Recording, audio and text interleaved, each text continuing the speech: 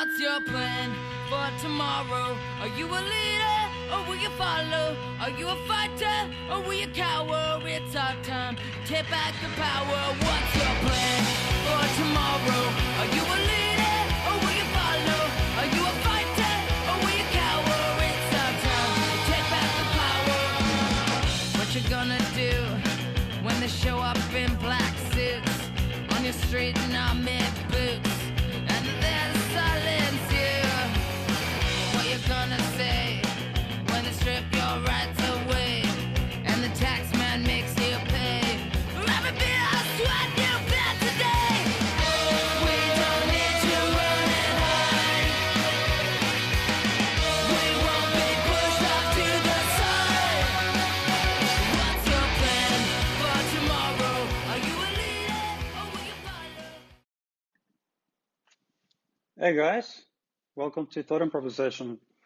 So now I'm going to do a Bitcoin special episode/presentation.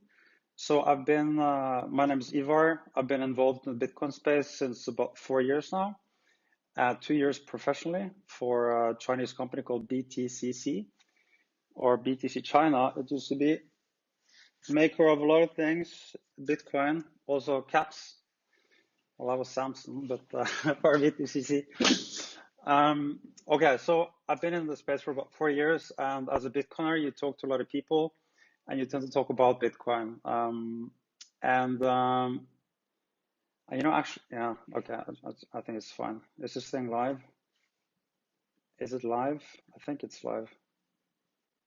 It's live. It's live. Cool. So you talk to people about Bitcoin a lot because you're very passionate about Bitcoin, and there's a lot of misconceptions. There's a lot of FUD. There's a lot of uncertainty, and people just don't know a lot about Bitcoin, and you have to kind of constantly explain things, and you have to give them reasons why, because most of the information people have, they read in the mainstream media, and there's a lot of BS in the mainstream media. So after about 4 years, I've learned a lot, and I tend to reiterate the same points over and over and over again. So I decided to make a presentation just to put all the points down, why Bitcoin is amazing and why it will go to insane prices. Of course, the price is the least important thing about Bitcoin, or the least interesting point. There's a lot of layers to Bitcoin, but the price is always what people focus on. And so this presentation, I'm going to do it's called 100 reasons. There probably is 100 reasons in it, but I think I have 80 points or something on the slides. I'll try to be to the point. I try to be specific and not too much blah, blah, blah. And let's just go. Let's see here.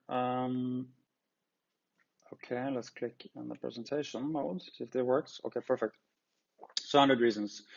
So let's just run through them. Some of them are very, very short. Some of them are a little bit longer. I'll try and keep it to the point. And I hope that at the end of the presentation, you'll see why Bitcoin is just a monster. It's just amazing. It's such an important technology, such an important innovation. That's my hope. And hopefully we'll clear a lot of the FUD, a lot of the BS, a lot of the misconceptions, a lot of the ignorance, and you'll have a better understanding of why Bitcoin is great. It's not going to be technical. It'll be something that everyone can understand.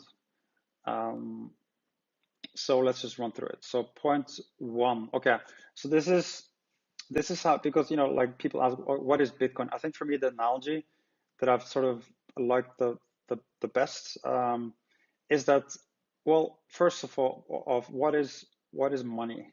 You have to ask yourself this question. So money for me is power. That's what it is. It's just raw. Because if you have money, you can build a building, you can hire people, you can have people killed, you can do things. Like I think Richard Branson said, money is to make things happen. So that's what it does. It makes things happen. It's energy. That's what it is. It's pure energy. When you go to work, you give your time, you give your brain, your intelligence, your capacity, in exchange for money. So it's you trade your time versus your money, and the money you have, you use it to buy food, to buy a house, to take care of your family. It's just like, it's kind of like stored energy. It's almost like a battery, you know? So that's what it is. It's energy. So it's really important. It's power. That's what it is. It's power. Money is power, energy. Um, so so Bitcoin is kind of like the mother of all assets, in my opinion, because it's energy. Energy is everything. I mean, it's not everything, but it's it's like a lot. Um, so so let's talk about this analogy a little bit more. So, because people, it's like, okay, what is Bitcoin? Why is it important? Because it's like a lot of people think, oh, it's just money. It's like digital money. So what? What's a big deal? And there's so many layers to Bitcoin. It's like you can understand Bitcoin in many different ways. It's such a deep rabbit hole with so many dimensions to it. And I don't know that many dimensions to it. I've studied it for 4 years, really almost full time, I would say full time. And I just know some aspects of it. Even Bitcoin core developers, the people that are coding Bitcoin, some of them even say, I don't understand everything about Bitcoin. It's such a deep, profound technology that it's insane. So when you think Bitcoin is just money, it's not. It's not just money for the internet. It's so much more. So let's compare it to the internet. So what is internet? Internet is a network that moves information from person A to person B without anyone in the middle. So before the internet, how did you send messages to people? How did you communicate with people? How did you get information? So if you want to send a message to someone in Brazil before the internet, you had to go to the post office, for example. And the post office, and you have to use their logistics system. You have to use the way they send the information. So the post office is slow and it's expensive. They can censor you. But then the internet came, and the same thing with newspapers. How do you get your news? You get a newspaper, you get it through the TV, and so you have these monopolistic organizations like the post office, and these people control the logistics system. They control the flow of the information. And again, they're slow, expensive, and they can censor you.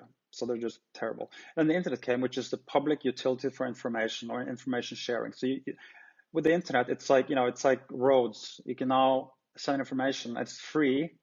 It's an internet protocol, so it's free. It's available to everyone.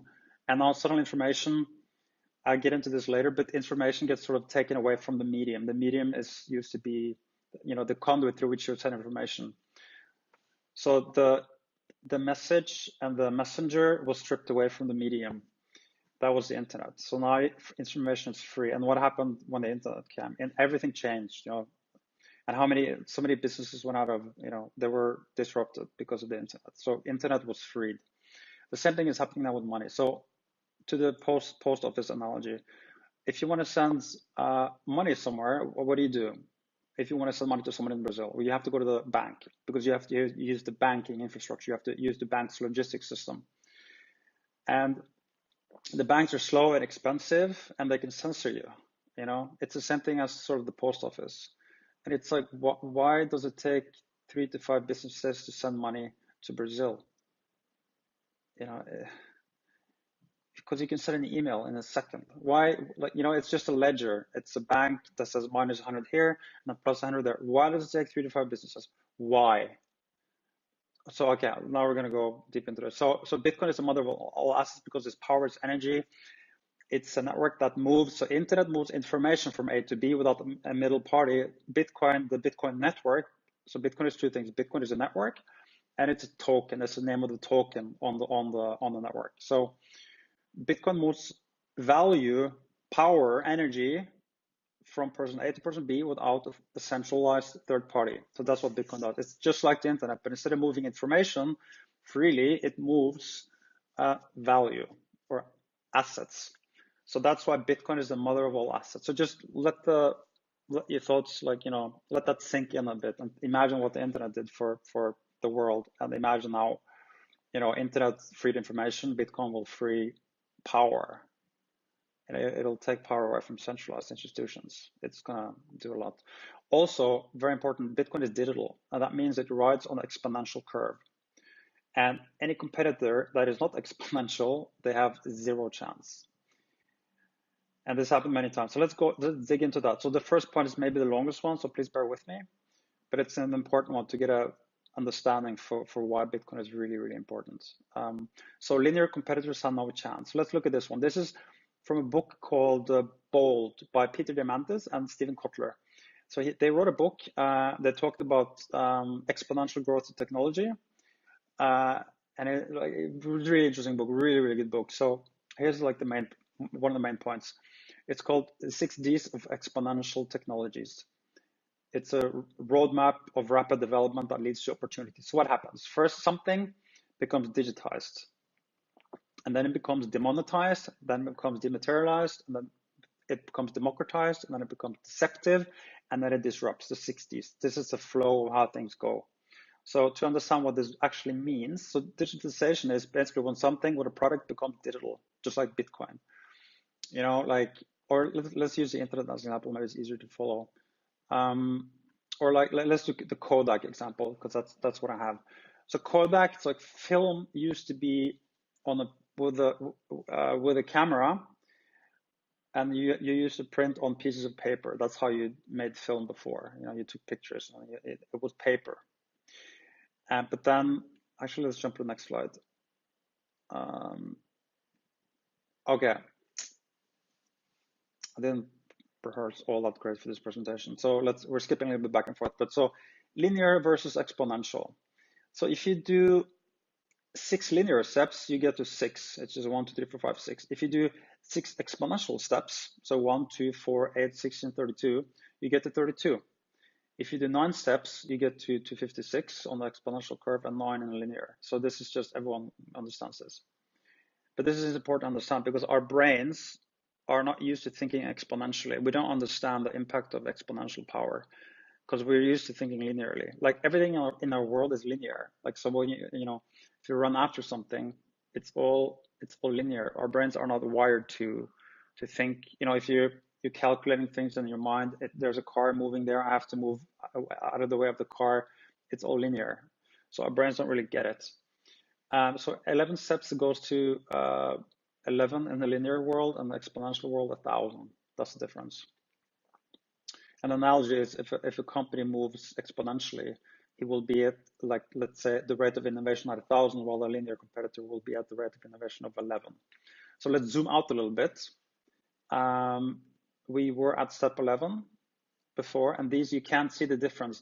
They look the same here because if you look at the y-axis, it goes to 1 billion. So it looks almost like the same. And that's why it's deceptive in nature. They look like it's not a big difference. And then even at step 23, you almost can't see the difference in the exponential curve versus exponential curve. But at step 23, linear innovation, it's at 23, while exponential innovation is at 4 million. But then what happens? It just explodes completely. At 31 steps, the exponential innovation will be at 1 billion. And just to get an understanding here, let's say it's 31 meters or 31 steps linearly. That's across the room. How far do you get if you go 1 billion steps or meters? So that's the Earth. You can cross the equator 26 times. That's the difference between linear and exponential. So if you walk linearly, you get across the room. It's a big room. If you walk with exponential steps, you'll circumvent the Earth 26 times. So that's the difference. So one example is Kodak and Instagram. Instagram is an exponential organization riding on the internet, exponential growth of technology, and Kodak was a linear organization. So George Eastman's mission, the guy that founded Kodak, was to make photography as convenient as a pencil. They were over 100 years old. Instagram was founded in 2010. Okay, let's do this quickly. So in January 2012, Kodak filed for bankruptcy. It was a 100-year-old company. It filed for bankruptcy. They had 140,000 employees and a market cap of $28 billion in 1996. And Instagram was, I guess it was founded in 2010. So what happened?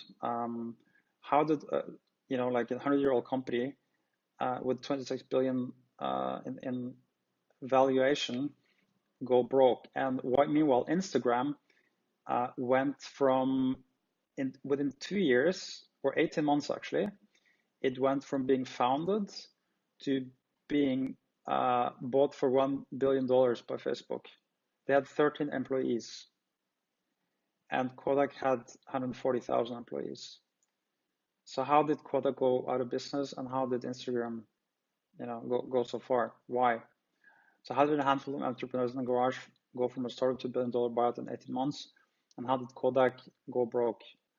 Instagram was exponential organization. It was riding on the internet. It was riding on an exponential curve, while Kodak wasn't. It was linear. So that's the difference. And there, I sort of got there's a point here to Bitcoin. So that's the new Kodak moment. That's a time when an exponential force puts a linear company out of business. The Kodak moment for the younger crowd here, that was a slogan for Kodak to like capture the moment. When your kids are growing up, you take a photo. The important photo, it's a Kodak moment. Buy Kodak, use Kodak. Okay, so now let's put this in the context of Bitcoin as we understand the linear growth, exponential growth, and the difference between them. And let's look at it in the context of Peter Diamandis and Stephen Kotler's 6 Ds for exponential growth. So let's look at digitization, deception, and disruption. Right, so Kodak, or photography, it was evolving on a linear curve. You had film, you had all this, the physical apparatuses, and the innovation there isn't so fast. It doesn't grow exponentially, because it's not digital. It's just, analog. And then I can't remember when it was, the digital camera was invented actually by a guy working at Kodak. The guy, Steven Sasson, his name was, he invented the digital camera at Kodak. And Kodak was just like, okay, this thing is great, but it weighs like 5 pounds. It takes 2 black and white photos, and it's super heavy and it's terrible. The resolution is horrible. Normal cameras are much better. We have no use for this. And they didn't understand the potential. They didn't understand that since it was now digital, the rate of innovation for these digital cameras will be exponential. Kodak didn't understand this because there were dinosaurs, and they didn't get it. They didn't get this thinking, which is sort of logical because it was a new thing back then. When it happened, it's like 1996, they went bankrupt. So the internet sort of just came. What happened? First, the industry became digitized, and then it was very deceptive because first the first shitty digital camera, let's say it was doing like 0.1 megapixel, and it was like, that's terrible. Like, who cares? Like, it's too bad. It's too expensive. You can't use this shit. But then it goes from 0.2 to 0.1, 0.2, 0.4, 0.8, and then it increases. And then after a couple of years, it hits 1 megapixel. And then people think, well, it's still not good enough. But then the next year it's 2, and then it's 4, and then suddenly it's 8 megapixel. And then suddenly the digital film camera is better than your normal camera. And it happens, and the whole industry just flips. And that's why it's deceptive, because you don't really understand. But then once it has flipped and it's actually better, it just starts to disrupt. And that's what happened. So Nokia, they started to integrate this the camera in their phones, and everyone laughed at them. And then later Apple comes with this smartphone, and then Nokia laughs at Apple. And in the end, we know the story. So exponential organizations, examples are Nokia, email, Netflix, Airbnb, Amazon, Tesla, Twitter, etc. They use the internet as their base. Examples of linear organizations are Kodak and the post office. They just don't do any innovation. And what's the reaction to the linear organizations when an exponential competitor hits the scene? First, they ignore it, then they laugh, then they fight it because you understand, holy shit, like this thing is real. Like I think Kodak, they tried to buy up digital camera business, that was already developed by other competitors, but in the end they failed. And then they lose inevitably. So that's what happens.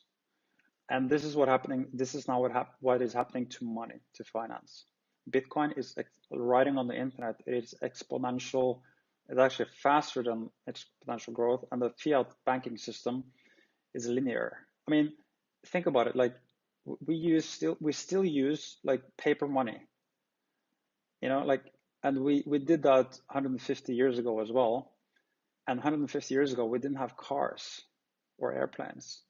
So yeah, we have now, like online banks and everything, but essentially we still use like 150 years old technology. And then meanwhile we have airplanes and phones, and it still takes 3 to 5 businesses to send money. It's just retarded. I mean, it's retarded. So the incumbent, the banks and the financial institutions, the Kodaks, they don't have an incentive to innovate because they're the 800-pound gorilla in the room. They own the market, just like Nokia owned the camera business, or the cell phone business, and then Apple comes, they laugh at Apple, and then it happens over and over again, and this is now happening to money. So this is an example of what I mentioned earlier. So this is the internet. So let's take an example here. Let's say something happens, as visualized on the left there. Some accident happens, whatever, in the world, somewhere in the world.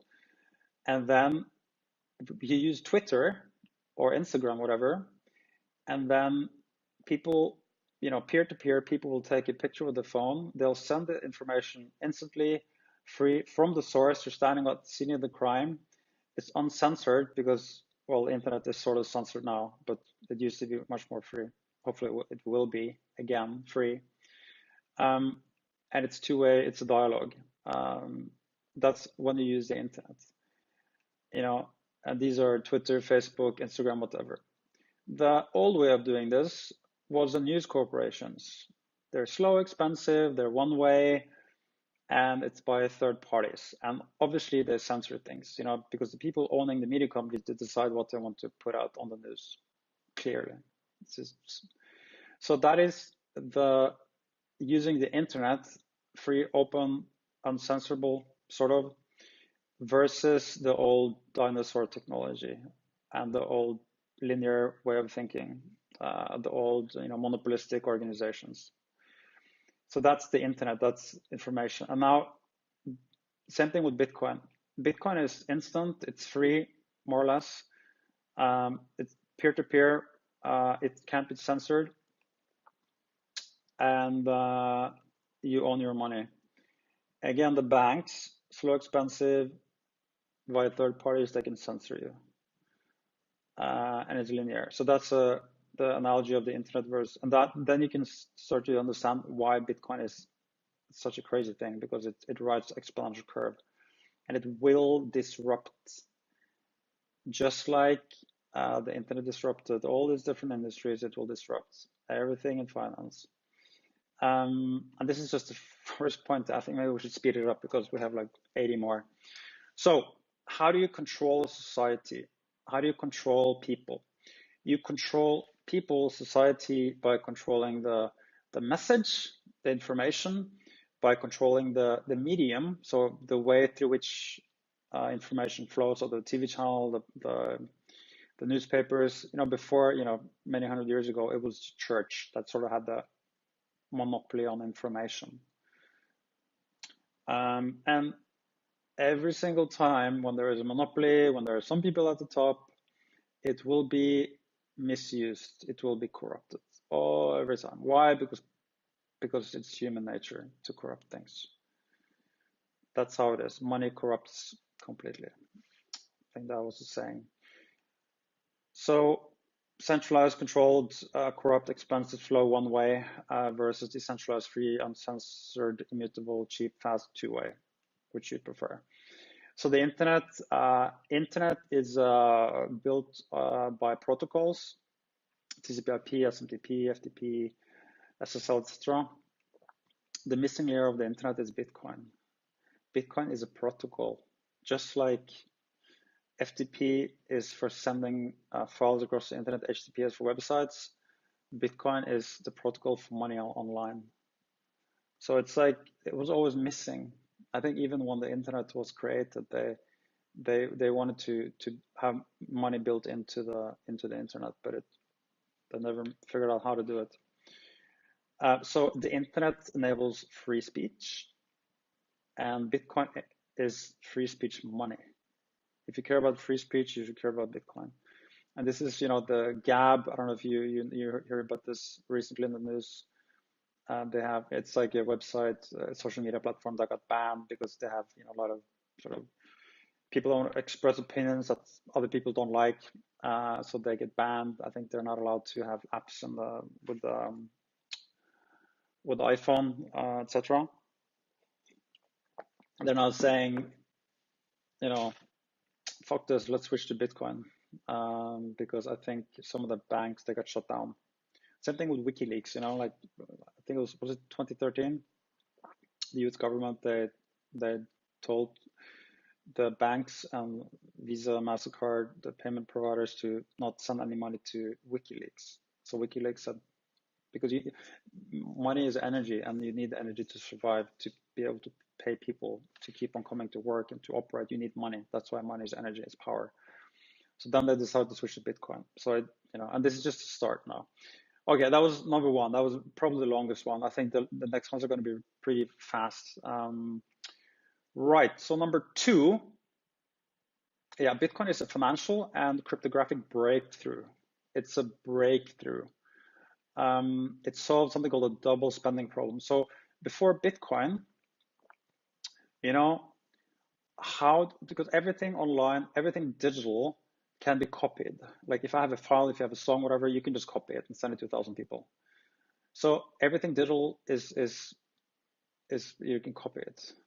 So how do you then solve the problem where, if I have a Bitcoin, I can send it to one person. What is to prevent me from sending the same Bitcoin, just copying it and sending it to someone else? That's called the double spending problem. And this is like a really big puzzle that people couldn't figure out within cryptography, and then in a financial system. And that's what Bitcoin solved. They solved the double spending problem, a huge problem. It doesn't seem big, but it's really, really big. And basically, it introduced to the world scarcity online. It introduced digital scarcity, and that was a concept that didn't exist before Bitcoin, and that's like a really big deal. So why is Bitcoin better than gold, and why is it better than fiat currencies? Fiat currency is just like RMB. It's like currency issued by a government, where it's like government says trust us. It's like so. So Bitcoin is sometimes also called gold 2.0. So why is it better? So let's look at two properties. So this is I think I heard first time about Trace Mayer. He's like a really very, very good Bitcoin OG. Check out his podcast, check out his information. He's amazing speaker in the podcast, in the Bitcoin space. He's been there forever, and he talked about this. Extensibility means you can send something easily from place A to place B. So I can send money easily to Brazil, sort of easily. It's kind of easy. I can send money via my phone using WeChat in China. You just send money to people in the chat. But it's not scarce. That's the problem. Governments like to print money because it's free money. So why not print more? But that's a problem. That's an important property of sound money. Gold is not extensible because it's not easy for me to pay for things with gold. I can't send, a kilo of gold to Brazil in any easy or cheap and risk-free way. But it's scarce, so that's really good. Bitcoin has both of those properties. It's scarce and it's extensible, and so much more. But these are two important things. Point 4. So new generations still like digital stuff. Dinosaurs, like the management and owners of Kodak. Let's refer to these people as dinosaurs. Older people that don't understand new things. These are dinosaurs. They like old stuff. They don't like change. So example, if you go to a Bitcoin or Ethereum conference versus a banking conference, like what is the crowd there? What's the energy there like? What's the passion? What's the motivation? I mean, the Bitcoin conferences, there's so many different conferences because Bitcoin is so, there's so many things to Bitcoin. You have conferences that is focused on the programming of Bitcoin, on the focused around the Bitcoin tech, on the innovation part. There's conferences that is focused on other aspects that are more mainstream. Let's say you have ICOs and other blockchain companies. Blockchain. Let's not talk about blockchain. So just see the crowd there. I mean, I think they have gold conferences as well. I've never been to one, but there must be gold bars around there. They might be more passionate, I think. But if you feel the passion and the interest of a Bitcoin conference, it's insane. People are so motivated. They're so inspired. They're so full of energy. And it's just and most of them are young. They want to change the world. That's what this thing is. Banking conferences, I doubt they want to change the world. I think, at the risk of, labeling bankers, I mean, I have banking friends. All people are cool. So nothing against bankers, but they're not motivated to change the world. They're probably motivated to get rich. There's really interesting things in banking, it's served the world in a really good way. But it's all now, just like the camera served the world in a great way. But it's time to move on. So anyway, Tommy Lee, I think he's the CEO, or he works as, I think it's called Fundstrat. It's like which is his company. They're advising people on investment strategies. He's also really into Bitcoin, and he refers to Bitcoin as the millennial story. So his thing is that he's saying that the reason why Bitcoin will be worth a lot, according to him, is that today the average millennial is 25, and the baby boomers, were 25 in 1982. And so he's basically saying that every big generation, they have something that they put their money in, and when all these massive droves of people put money into that thing is going to go up in value. So the boomers, they drove the S&P. It correlated really well with the growth of the boomers, and it peaked in 99, and the S&P 500 apparently also did. And now the millennials, they like digital stuff, they like social media, and he's referring to Bitcoin as the millennial story, because millennials are going to buy Bitcoin. They're not going to buy all gold. Millennials don't care about gold. So, and they're going to peak in 2040. So we have, like 21 years, long time. So look at like CNBC. I mean, speak about dinosaurs. It's like there's some really cool people on CNBC that are doing cool coverage of Bitcoin, which I think is really, really good. They're putting Bitcoin in the mainstream, like BK Crypto Baller, and I forgot the other people's names, but there's some really cool reports there. So look at this, like so the average view here, it's like, okay, TD Ameritrade CEO, blah blah blah, 262 views. And via Comic Quartz Pluto, like who gives a fuck? I mean, it's 200, and then you have a Bitcoin story, 48,000 views. I mean, there's no competition here. I mean, everyone loves Bitcoin. It's like, I can't remember her name, on the CNBC lady that covers Bitcoin together with BK, Brian Kelly. She said as well, she's been a financial reporter for, forgive me if I'm wrong, 25 years or something. And she says, like, there's nothing even remotely comparable in terms of insanity, craze, interest, like craziness she has ever covered anything in the financial world. Bitcoin just hands down, it grabs the attention and interest of so many people. So it's clearly the next thing versus gold or banking. So number 5, Bitcoin is one of a kind. So a lot of people, they say things like, well, you have all these other coins, you have Bcash, you have Monero, you have whatever other Ripple shit coins. Like, why should I buy Bitcoin? Because there are so many others. You can just fork Bitcoin, create a copy, And that's like it's something you hear often, this argument, but that's just silly. That's ridiculous because it's like this argument is not valid because Bitcoin is unique. Bitcoin has a unique founder, Satoshi Nakamoto, and he disappeared. Bitcoin is decentralized. Bitcoin grew up in an age where Bitcoin was left alone. People didn't understand what this thing was. Bitcoin managed to slowly but surely get a lot, like the people who own Bitcoin, they're everywhere in the world now, decentralized everywhere in the world. People own Bitcoin. There's a huge stake of people. Once you own something, you have an interest in it. You have skin in the game, which Jimmy Songs refers to it as. It has unique history and the proof of work of Bitcoin, which is security, is insane. So when other coins say, well, we have proof of work as well, and they sometimes, or it's like people think just because it's proof of work, it means it's safe. It's not safe. The only safe coin is Bitcoin. Because if you have proof of work now, anyone can just 51% attack the coin. So it's not, it's a different thing.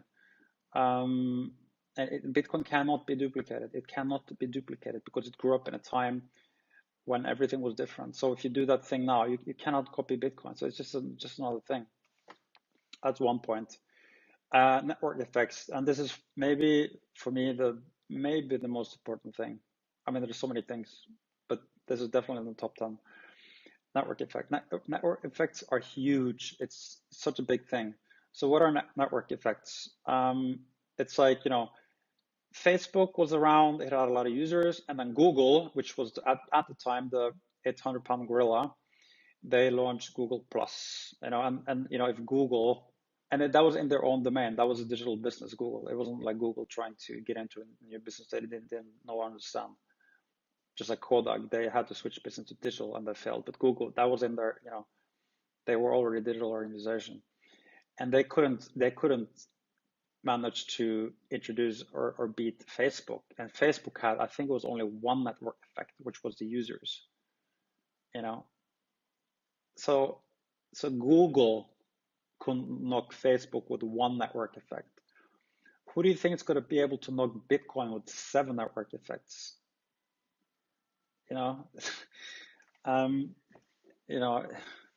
So this is again, like as defined by Trace Mayer, speculation. So a lot of people, buy and sell Bitcoin. They want to get rich quick or get poor quick. Happens as well if you buy at the wrong time or panic sell. Merchants. So Starbucks is not gonna. It's not gonna have. Starbucks is not gonna sell their coffee and accept Dogecoin or Ripple coin. They're not. They're gonna do Bitcoin. Same thing with consumers. Everyone knows Bitcoin. No one knows Ripple coin. I mean, whatever. Security. Bitcoin has unparalleled security. Everything else is a joke compared to Bitcoin. Also security, things like decentralization goes in there. So many points goes into security. Top developers, all this. So each point here has a lot of sub points, which are important, and they all add up to really important points. Developers, Bitcoin has hands on the best developers. That's it. There's another point. I'll discuss this later. Financialization. So, do you think do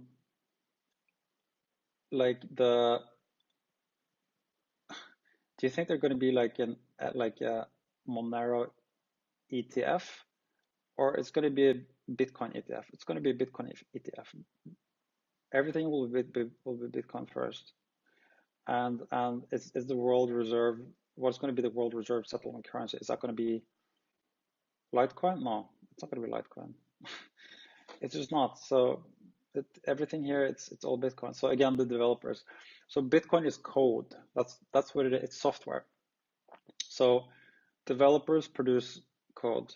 So the better the developers, the better the code, the better the product. It's like so simple. And Bitcoin has the A team, and that's just how it is. People who are not smart enough to work on Bitcoin, they create their own shitcoins. That's it. And if they do by some miracle, there are some projects that are, I think, have really smart people in them that are not Bitcoin, but then Bitcoin can just take that code and integrate it, probably in a much better way than these altcoins or shitcoins have. So Bitcoin is just going to continue to take territory, and we have the best developers, and that's it. Number 8, it evolves. So we looked at like exponential growth in the Nokia Apple Kodak example. Bitcoin, this is just some of the metrics. Bitcoin moves much faster than exponential growth.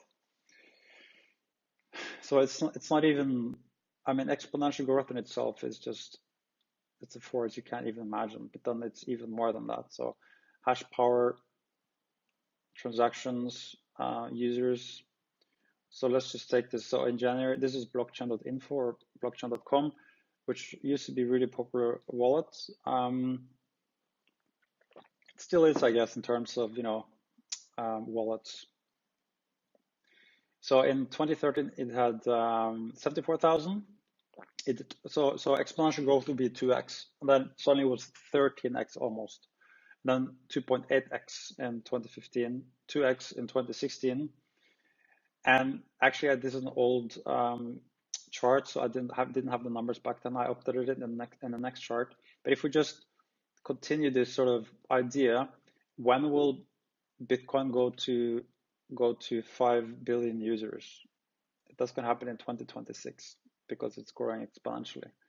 And people think, well, because now people say, well, not all people have Bitcoin, you can't use it, you can't use it for this or that, and no one knows about Bitcoin. Okay, but it goes exponential. It's the same thing that you laugh now or you ignore it. But then slowly but surely, suddenly everyone has a Bitcoin wallet, and suddenly everyone knows about Bitcoin, and suddenly everyone can use Bitcoin. Since Bitcoin is much better than any other existing payment systems, the whole thing is gonna flip, just like everyone from one day to another never bought a digital camera again because you had it on your phone. So 2026, if it continues, we have like basically all the world almost on Bitcoin, if it continues. Yeah, and these are the right. So this is the same.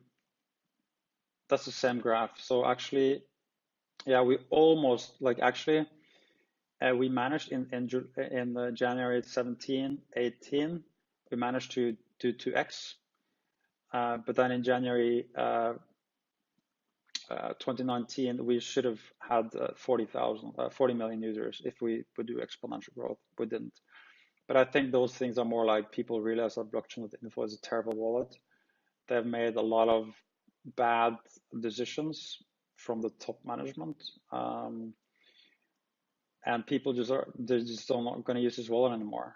And this is just one wallet. There's probably hundreds of wallets out there, and a lot of the growth is in Asia and Asian users will also use Asia-centric wallets and exchanges and stuff. So I'm pretty sure that we probably still, in terms of users, are growing exponentially, and blockchain is just a terrible example because they just make terrible decisions regarding the products. People are not going to use the wallet anymore.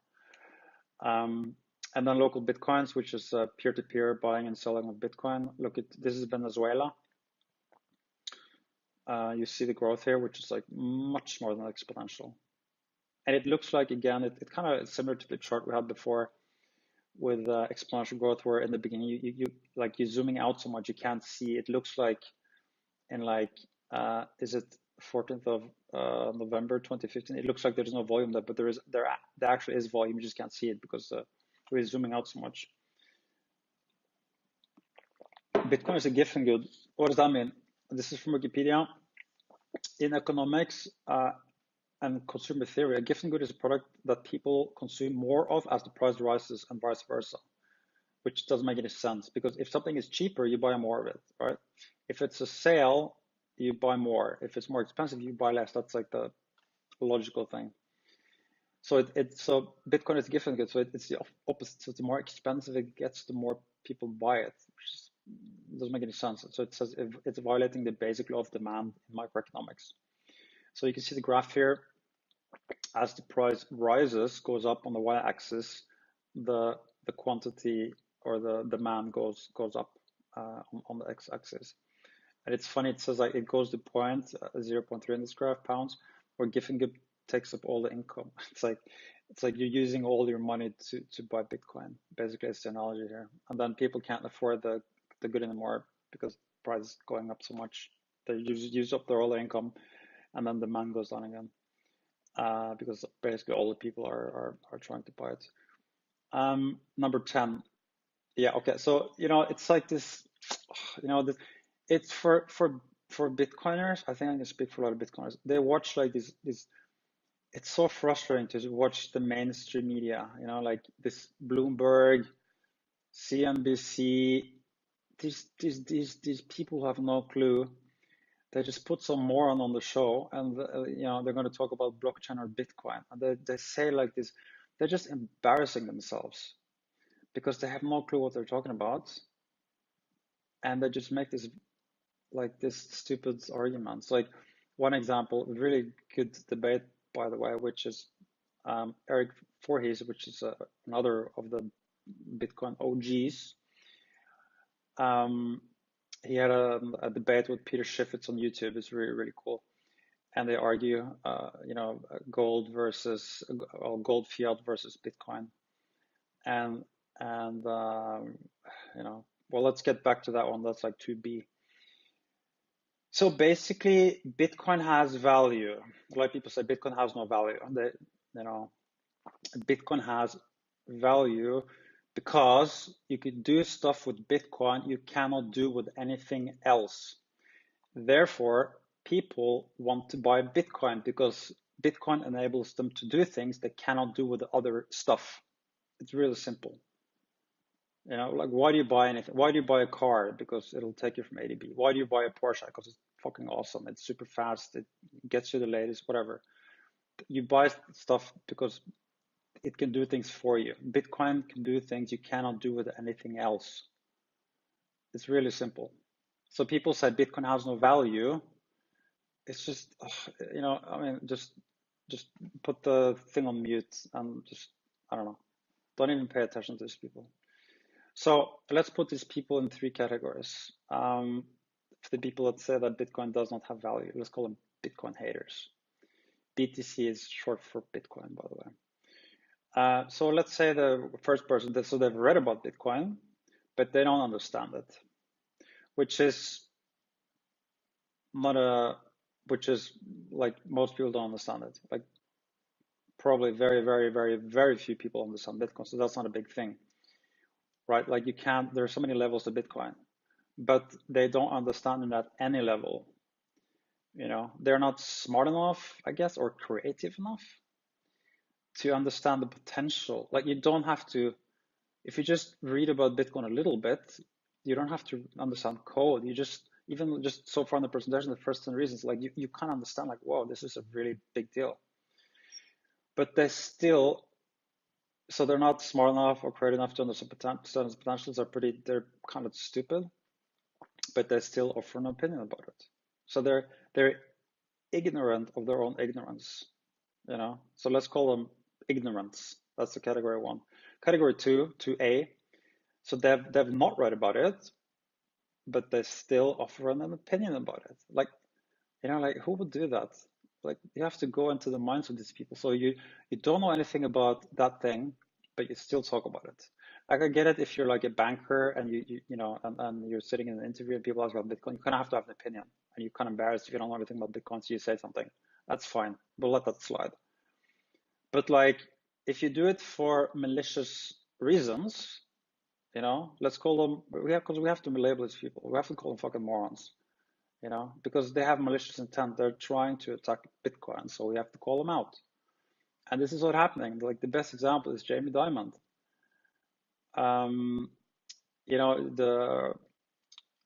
He came out and was running his mouth, talking about Bitcoin. And he doesn't have time to read about it. I get it. He's a smart guy.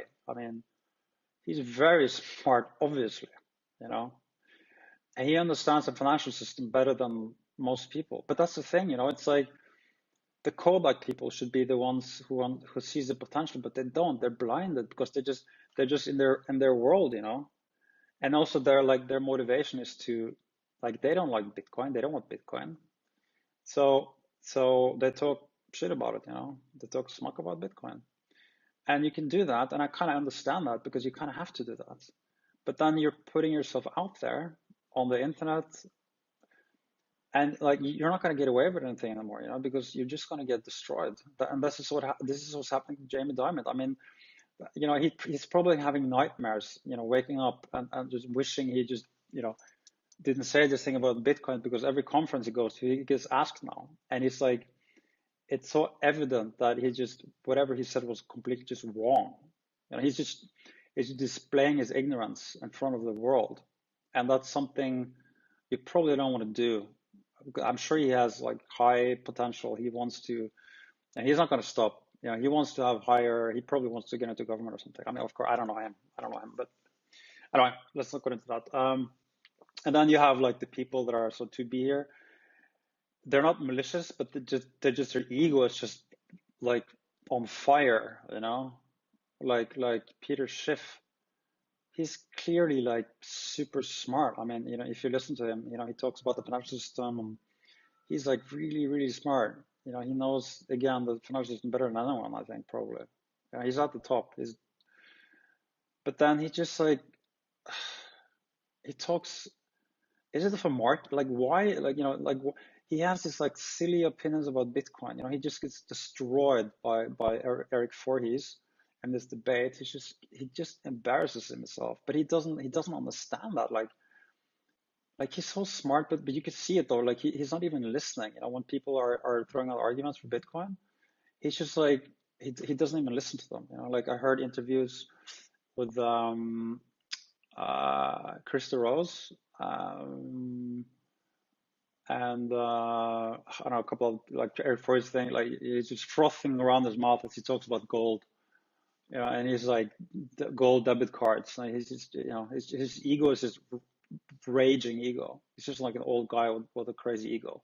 That's Peter Schiff. He should just not talk about Bitcoin anymore. He's like he's getting all this attention. And he loves it. You can see it. He loves this attention, but he's just embarrassing himself because. I don't know. Anyway, so those are categories. So next time you hear about, I mean, Peter Schiff is probably a cool guy. He's like, he has cool videos. He's like, no disrespect also to Jamie Dimon, but they should just not talk about Bitcoin anymore. That would be the recommendation. So next time you hear someone say Bitcoin has no value, you just tell them you can do shit with Bitcoin you can't do with anything else. That's why it has value. Like so many, and we'll go through the things what you can do with it now. Reason 11. So the more Bitcoin goes up in price, the more people who gained will add to their Bitcoin portfolio. So first thing you buy Bitcoin, you know what you think is risky, you don't know so much about it. You put a little bit in, you put like 100 euros in Bitcoin, and suddenly it doubles or triples, and you're like, wow, okay, cool. And then your portfolio went from 100 euro to 300 euros. And then as you understand more, you have skin in the game because you're invested in Bitcoin. You start to read about it. You become consumed by Bitcoin. You fall into the rabbit hole, and you start to see the potential, and you understand that, well, Bitcoin it's like the internet, just even bigger almost, or in a different way. So you put more money into it, and the more you put in, the more it goes up. The more it goes up, the more you put in. And then as people do this globally, they just keep pushing the price up. And of course, you have bull and bear markets where newbies they get just taken for a ride and they lose all their money. But this phenomenon of just adding more and more to your Bitcoin portfolio, that's like really powerful, and that's happening on a global level. Yeah, so let's look at Bitcoin adoption. So Bitcoin has now around, maybe, like, it's hard to pinpoint how many users, but let's say it has around 30 million users. That's 0.4% of the world population. So it's like when you say like, oh, I'm too late. They say I'm too late because they think the price is high, but you're not too late. I mean, we're just barely getting started here. It's 10 years old. I mean, you're not late. Right. So then let's look here. Where are we in terms of This is the penetration of the target markets where you have early adapters, innovators, early adapters, early majority, late majority, and laggards. We're just probably getting started with the early majority. So most people, but it's like penetration target market is like 10%, but it's not like everyone in the world will own Bitcoin, and Bitcoin has 0.4%, and at the end of the early adapters cycle, it's 12.5%. So I think we're still in the innovators almost. Anyway, so we're really early. That's the point. And this is like how this is the S curve of how technology and well, innovation is adopted. So look at the cell phone, the internet at the right side here. Can I use the pointer? Yeah, the cell phone, the internet, computers, VCR, dishwasher, and you see like this is the percent of US households. So Bitcoin is at like probably in the US it's probably more people than on the global average. So maybe in the US it's like let's say 1% of people in the US they own Bitcoin, probably less, but 1%. So it's like here we're like here in the adaptation. So we're gonna go up there. So what does that mean? It means people are going to buy Bitcoin, and since Bitcoin is scarce, the price will go up. Its price is supply and demand will go up a lot, and supply will continue to go down. So the price must go up. It's math. Greed, point 13. So I think, well, I don't know all the assets, the history of all assets. There are probably some crazy assets out there that will appreciate more than Bitcoin, but it could be one of the highest appreciating assets in the history of all assets because of all the points in this presentation. So this, it's Bitcoin is this is greed on crack. This is not even greed. This is like, this is just I don't have a word for this. It's greed. People get greedy, and you have FOMO, which is fear of missing out. It's like when you that's a human characteristic. You see the price goes up a lot. That also coincides with the fact that Bitcoin was a gift we talked about. The price goes up, so you want to buy more, and you have fear of missing out. Because you want to buy Bitcoin, you think you're going to be a millionaire, you're going to get rich quick, and you see a big green candle, and then you go into that thing. Like most people probably bought Bitcoin at the last top, which was like 20,000 USD. So they just FOMO into Bitcoin, and then professional traders they see this as opportunity to just massacre the incoming sheep. You have like grandmothers buying Bitcoin, or probably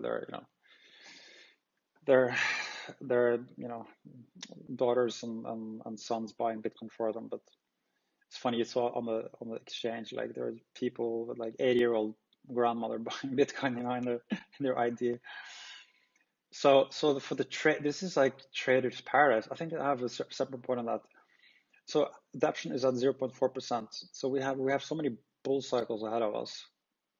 And each time there's a bull cycle, it's like 5 to 20x higher than the previous one. So it's going to repeat itself. So more and more, as Bitcoin gets more mainstream, more users plow in, they're all going to FOMO. Correlation. So Bitcoin is, you have different assets in the portfolio. You have things like, stocks, bonds, you have cash in the bank, you have real estate, you have gold, you have precious metals. And if the markets go up and down, they tend to be correlated, some more than others. But if we will have a financial crisis within the next, some people say 1 to 3 years, let's say, then it's likely that a lot of assets are going to go down. So as your assets go down, people owning these assets, they're looking for places to park their money. They're, sell their assets going down and finding other assets that don't go down. And Bitcoin will perhaps very likely be one of those assets. It's historically, it's statistically like that. It's uncorrelated. So that means that if you're a portfolio manager for any company at all, and you want to keep your job, what you're trying to do is reduce the risk reward ratio. So if you're adding like 0.5% of the portfolio in Bitcoin, you're going to reduce that risk reward ratio. You do that. It's that simple. If you don't buy Bitcoin, you have higher risk. It's like, so the conclusion is everyone needs to buy Bitcoin because it's not correlated. And because of the other 100 reasons why it's awesome. Second and third layer solutions. So obviously Bitcoin is code, it's programmable. So you have innovation, rampant innovation in the Bitcoin space. Lightning Network is one such innovation. It will transform Bitcoin into a medium of exchange as well. And it's going to make Bitcoin, I don't know, 100 times or 10 times more powerful than it is today and useful. It's like fiat doesn't do this. Fiat doesn't innovate. Fiat is fiat, you know, like a paper bill 100 years ago is the same paper bill today. It's just like inflation. So when you know, like 100 years ago, you can buy like a chicken for a cent, and today you need like 50 euros for a chicken. You know, that's the innovation. The innovation of the financial system is inflation. You know, or in plastic money, debit cards. Wow.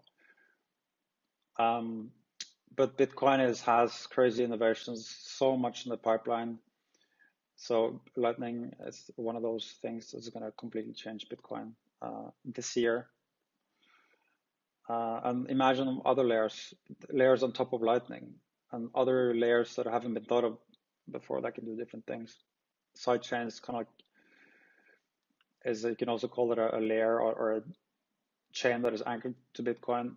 It will make Bitcoin, you know, people think Bitcoin is its money, but it's not. It's so much more. It's a network, and that network is programmable, and that programmable network will do a lot of different things as people invent things, and they just add to it. So it becomes this monster. You know, it's not just money. It's not just a token you move around. No. So much happening.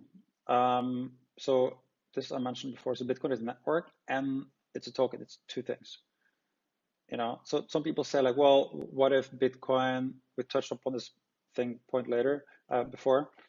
Bitcoin is what if like, how do you know Bitcoin is the winner? Because, you know, well, Amazon and Facebook made it. The Pets.com went out of business. But I think people that do this analogy, they fail to see that Bitcoin is not Amazon or Pets.com. Bitcoin is the internet. You know, Bitcoin is a network. It's not just a token. PayPal is a network. USD is a token. Bitcoin is both. Bitcoin is programmable. I think like the sound here is going down. Or I'm losing the power in my AirPods to switch them. Okay. Cool. So corrupt centralized powers. This is not why Bitcoin is awesome. This is why the current system Bitcoin is competing with it sucks. Bitcoin is the antidote to centralized corrupt power. And centralization is not a bad thing. For a lot of things, centralization makes a lot of sense. This is not against centralization. For a lot of things, it makes perfect sense. But for some things, it doesn't. And that's where Bitcoin comes in. Bitcoin grew up organically, bottom up. You know, these are volunteers. It's like, it's just going to continue to grow and grow. And there's two analogies here. Andreas Antonopoulos, which is, yeah, it's probably the best speaker in this space, like hands down the best speaker, I think. Like who compared to Andreas in terms of talking about Bitcoin. He has a great talk called Bubble Boy and the Zero Rat. He compares Bitcoin to like a crazy zero rat that just, you know, has 20 viruses and just AIDS, doesn't give a fuck. Also Brandon Quittem, nice name, Quittem. He wrote an article, I think a Medium post and also a Twitter rant storm about why Bitcoin is kind of like a mushroom or like a fungi. It's a decentralized organism, and why, like how similar it is to fungi, and how fungi is like one of the most successful organisms in the world, if not the most successful. And Bitcoin has properties similar to it. And there's like so many cool points there, really amazing. So some points to read if people are interested. So Bitcoin attracts the smartest people. You know, we said Bitcoin has the best developers. Why? Well, Bitcoin developers are the most passionate because when you work on Bitcoin, you solve the biggest problems. When you work on Bitcoin, you're actually contributing to solving one of the world's biggest problems. If you work on Bitcoin, you're solving some of the biggest problems in the world. So people that are choosing to work on Bitcoin, they want to change the world. People that are working on some altcoins, a lot of them they want to just get rich. So pick your team. And smart people, really intelligent people, they know this, so they're attracted to Bitcoin. If you're really smart, intelligent, you're not going to work on some altcoin. You're going to work on Bitcoin. If you're good enough, you're going to work on Bitcoin. And also, if you're good enough, if you're really smart, you like smart people. That was the thing at Apple. Like all the smartest people wanted to work at Apple when they were, I think, creating Macintosh, because A players want to work with A players. So it's like gravity, it attracts to itself the best of everything. And together with network effects, it's like it's a black hole, Bitcoin. It just draws in everything. And it's just going to speed up. Right, banks suck. That's not a reason for Bitcoin. It's a reason why the old competitors, just like corrupt power, suck. I mean, banks are good. Banks, they've done a really good job for a long time. So, but they're just like the post office, and they're not following exponential growth, and they're slow, expensive.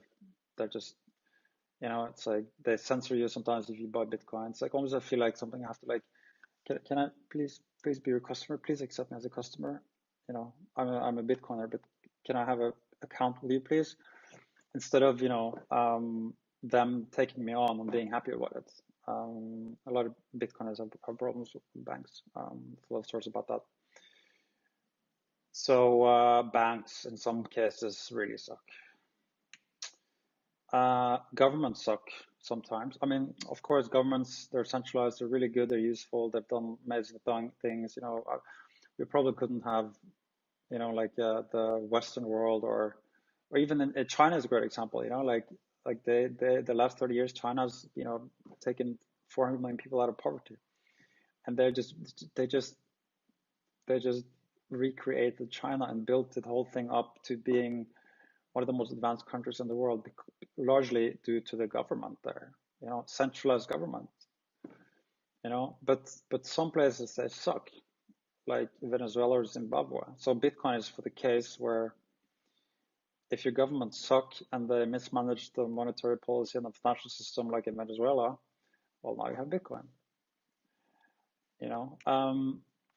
Also, Bitcoin is a protocol, and that's a really, really cool point. So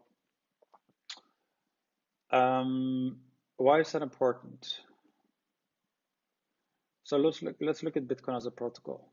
So I mentioned this before. You have TCP/IP for the internet, SMTP, email, HTTP, FTP, SIP, TLS, SSL, and then you have Bitcoin as the money protocol. Let's call it. And so Bitcoin is like the first protocol for transferring valuable things over the internet. So of course, information is valuable too, but information is not like an asset like money.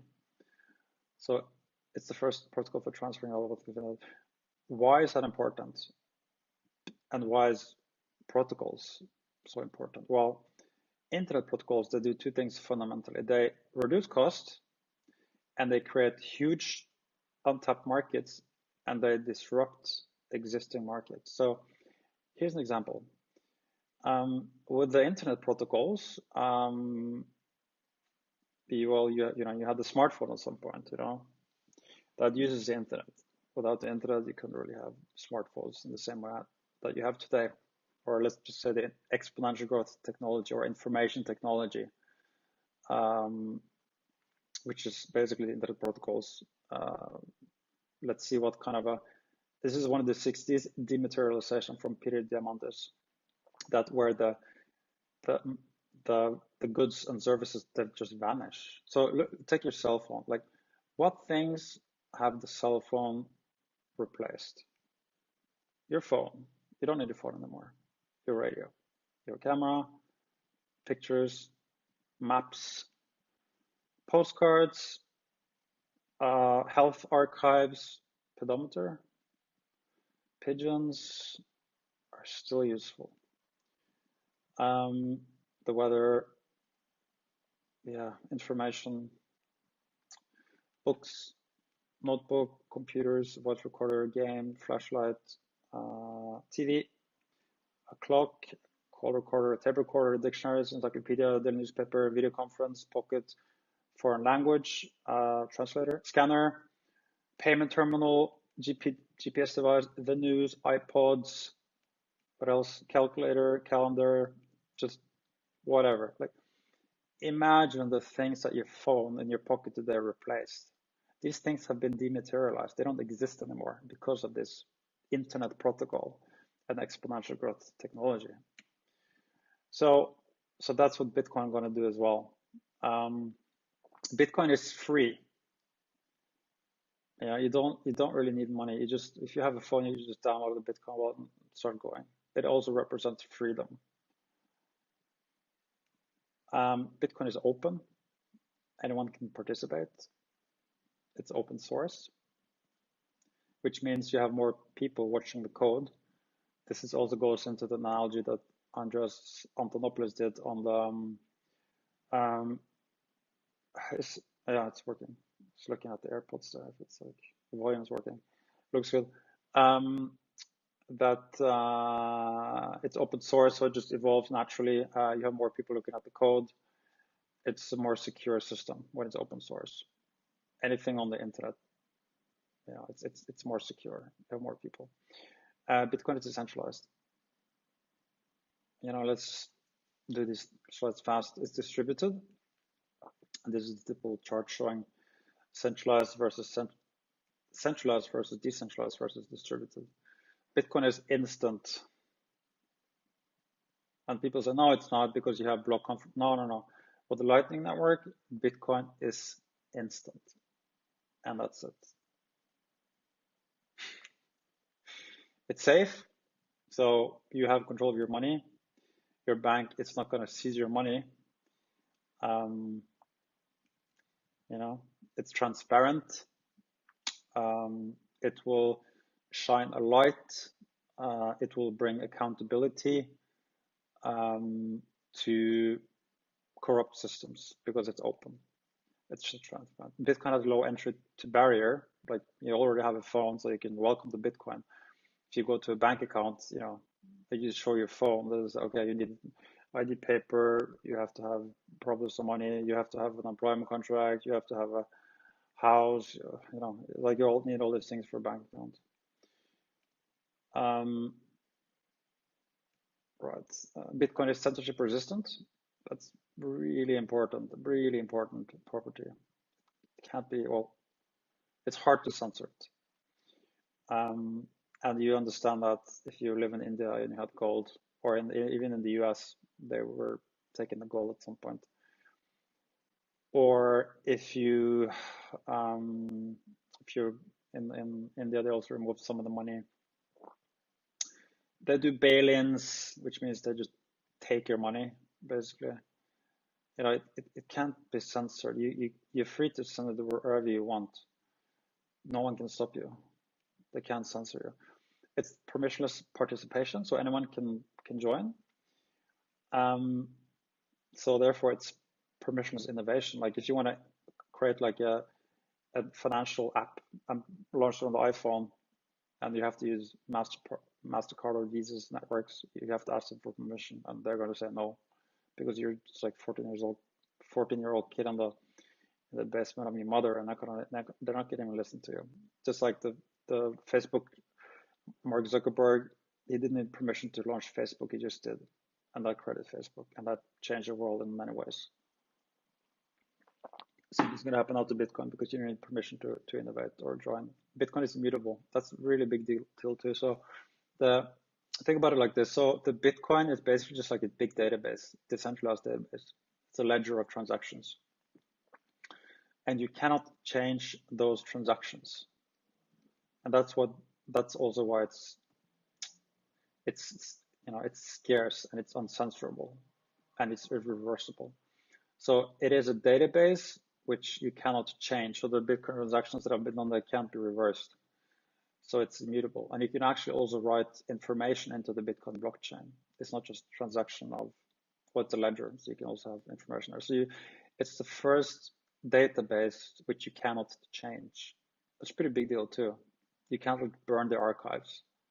Like imagine the Library of Alexandria, if that was immutable, that would be pretty cool, because then with known things that the information that was in there, but since it wasn't immutable, it was burned. So it's a big deal.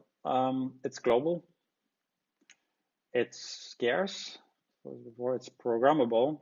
Talked about this before as well. So therefore, it's evolving, like an organism.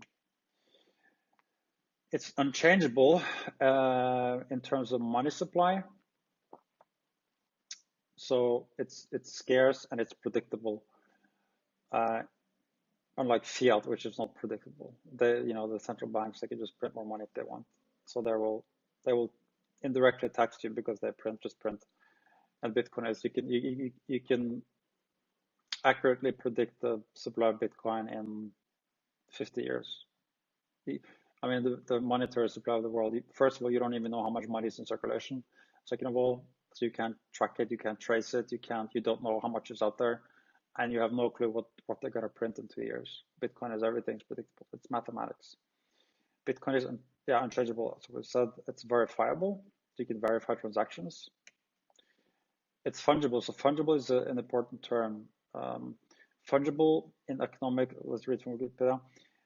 Fungibility is a property of a good or a commodity whose individual units are essentially interchangeable. So it means all Bitcoins are equal, and that's an important property for money, for sound money, because if some Bitcoins are worth less than other Bitcoins, let's say some Bitcoins were used in transactions that were like done on like dark markets or whatever, and they have less value than other Bitcoins, then you can't really have money, because then some Bitcoin are worth more than other Bitcoins. So it doesn't work. So fungibility is a really important property.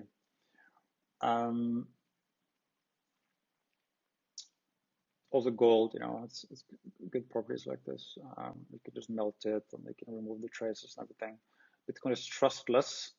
It has no third parties. It's like banks are not trustless. You need third parties. Bitcoin has trustless.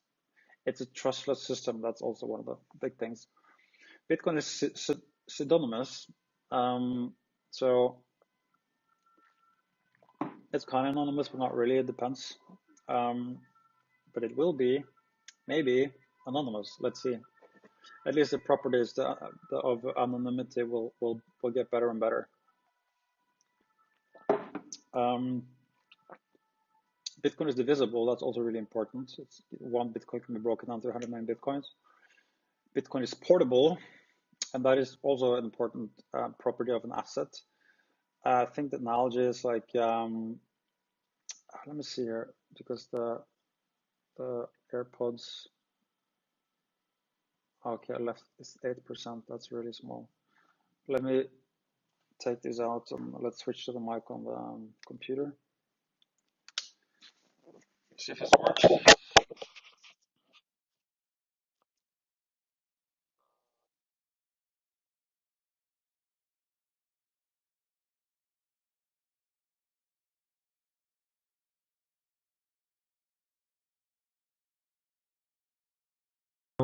Testing. Okay, now it's really cool.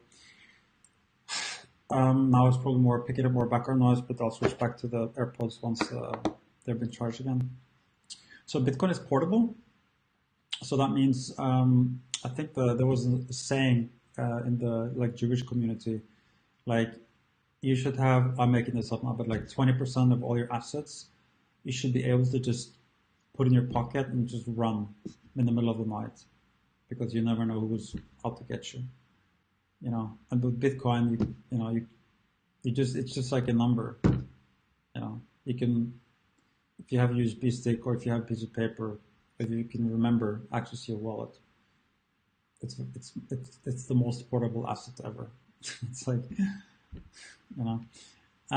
it's durable, which is important. It can't be destroyed. It can be lost, but it's very durable.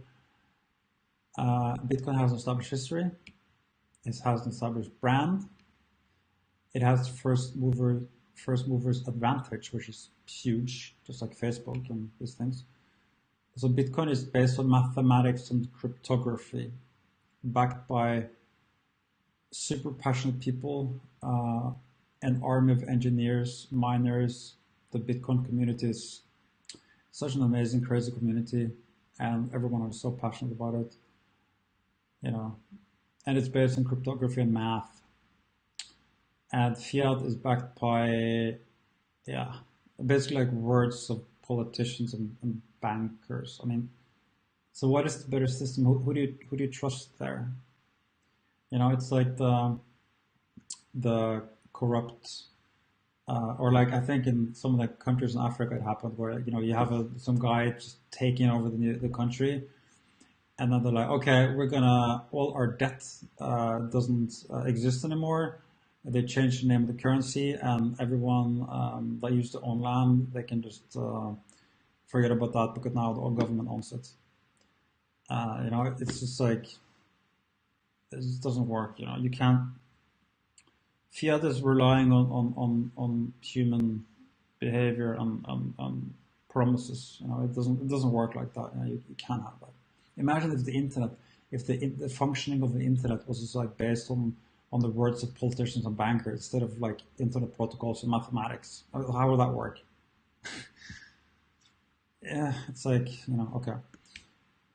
Yeah, so let's compare fiat to Bitcoin, just point by point here. So fiat has fractional reserve banking, which means banks can just print money. If they have like $100 in the bank, they can like borrow out more than that. They can borrow like 1,000. So they don't actually need 100% reserve of the money in circulation. Bitcoin it's an asset. It's like gold. You can't just create more. You know, it's sound money. You can't just create it out of thin air. Okay. Money, so bank fiat is an IOU in the bank. So you're just praying that the bank, you know, can have enough money to give your money back to you. I mean, well, Bitcoin is yours in the network, so it is yours. That's it. Fiat is debt based. You know, you don't necessarily need taxes. If you don't have enough tax income, if you're the government, you just print more. And then you'll have the people indirectly pay for it because the value of their assets will go down because of inflation. They just create money. But this is not how Bitcoin works. You know, so the money supply is quantitative easing. It's unpredictable and governed by politicians and bankers. The Bitcoin supply is predictable, limited, and governed by mathematics. Fiat is inflation-based system. They just print like crazy. I mean, Bitcoin also has inflation. It creates Bitcoin every 10 minutes. But since the demand is more than supply, the value goes up over time. And as Bitcoin becomes more powerful, has more features, can do more things, more people will want to buy it. So the value will go up. It's deflationary in that sense. Fiat is slow, expensive. It's not safe. Bitcoin is fast and expensive and safe. There's no innovation in fiat except for plastic, well, like Visa cards. There's some innovation, but it's pretty slow. We still use paper money, as mentioned before. Bitcoin is just rampant innovation. This is also what, like Elon Musk, he made this comparison. Like if you have two industries, one is innovating, the other one isn't. The one innovating will win. I mean, this is such an obvious thing. It's so obvious. So there's no competition. You know, it's so obvious if you think about it. Bitcoin will win. Okay. Fiat is count and identity-based registration. So you need information, certain information, you know, address, you need a passport. Bitcoin is just download software and use it. Boom. So clearly Bitcoin is much better than fiat. And this is like some funny pictures. So is Bitcoin value going up, or is just like the fiat going down? And yeah. Plan Bitcoin, plan B, sort of. Right, so the current pension system is kind of like a Ponzi scheme. Let's look at the word Ponzi scheme here, what it actually means. So a Ponzi scheme is similar to a pyramid scheme in that both are based on using new investors, so taxpayers, funds to pay the earlier backers, so the pensioners. And these schemes, they usually collapse on themselves when the new investment stops. And that's translated into the fact that when there's more pensioners, baby boomers, than the taxpayers, then the thing will collapse. And that's what's happening today. There's, you have like the debt clock, I think it's on The Economist. They have unfunded liabilities. That means the government owes so much money in pension to people, they can't pay for it, because when the pensioners, they pay the money to the government, it's not like the government put that money in the bank and just saved the pensioners. They just spent it, and then you're gonna have things like bail-ins, where they just take people's money and people just have to accept it, or they rebel, or they choose exit. Exit is Bitcoin, one of them. Bitcoin is kind of like a teleporter, meaning that that's not just specifically to Bitcoin, but it's like, let's say you wanna help someone at the other end of the world. They need to buy, like they're hungry, they need to buy food. They don't have food. So you have like a banana in your hand and you would like to send him this banana because he's hungry. But you can't send the banana. But he has a cell phone, so you can send him Bitcoin and then he can buy the banana in his country. So indirectly you kind of sent him a banana with Bitcoin. And the thing is, this is also another example. So if you want, like, if there's like an earthquake or a flood or catastrophe, and the people that are affected, then they need the money. But let's say they're in a poor country, and usually that's the case because the infrastructure is not so good there, and the much more damage there because people are poor, they don't have the money to have the infrastructure protecting against these natural catastrophes. And if you want to use a current banking system, what do? You send money directly to so these people, a lot of them, they don't have bank accounts, they don't have bank, they're poor.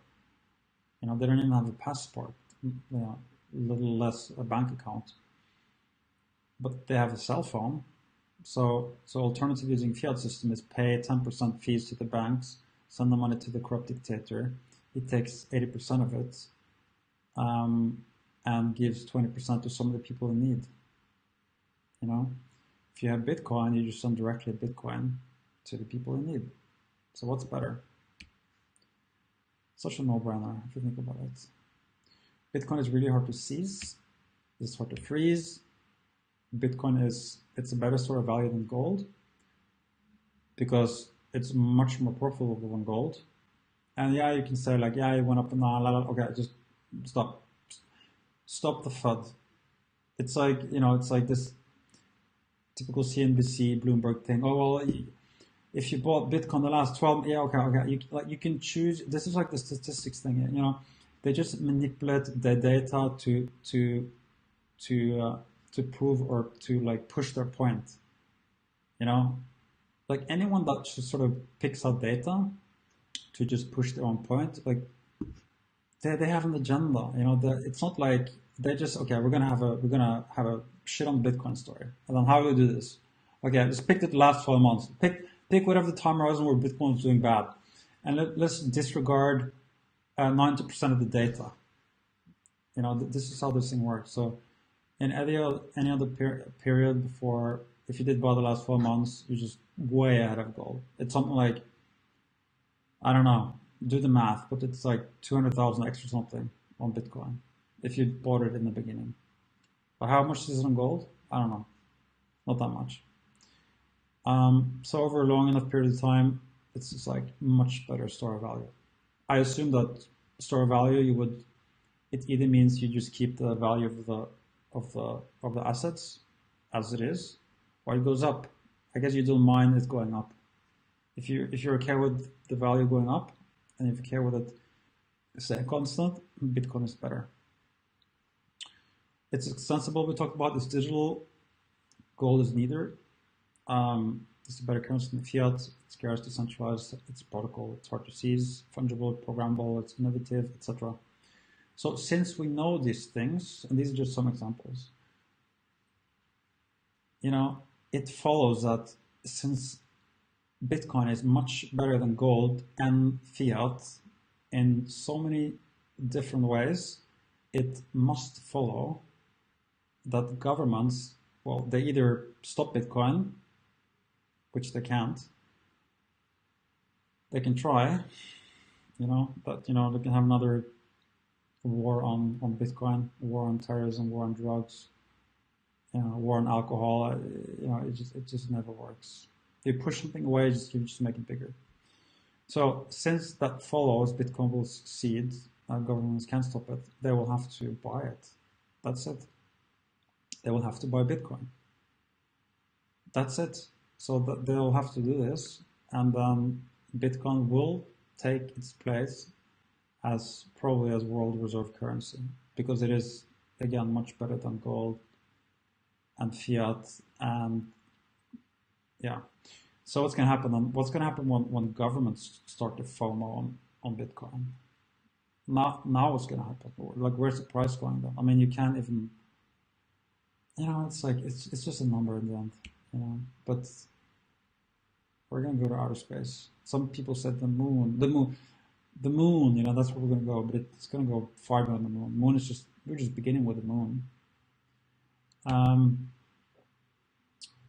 All right, this is a really cool article. This is written by Pia Rashard from the Nakamoto Institute. It's something that is called Bitcoin's speculative attack, and he looks at the scenario where, let's trumpet these in again.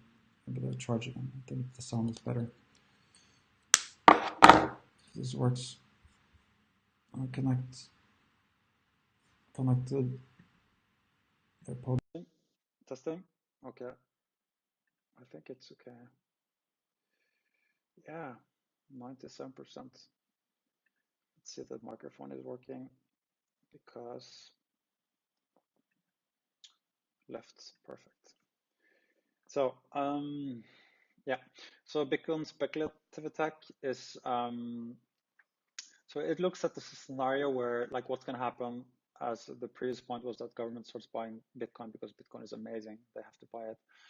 And people all around the world start buying Bitcoin. What's going to happen to the Bitcoin and the fiat system? Like, what is the likely scenario? So then it's called a Bitcoin speculative attack, which basically means fiat will start to bleed. Fiat will start to lose value versus Bitcoin, because a lot of people start buying Bitcoin, and since the governments print more fiat than the Bitcoin is created, Bitcoin must go up in value. And since you know that over a long period of time Bitcoin will go up in value, it doesn't make any sense to hold fiat anymore. You only hold enough fiat to, I don't know, pay for things.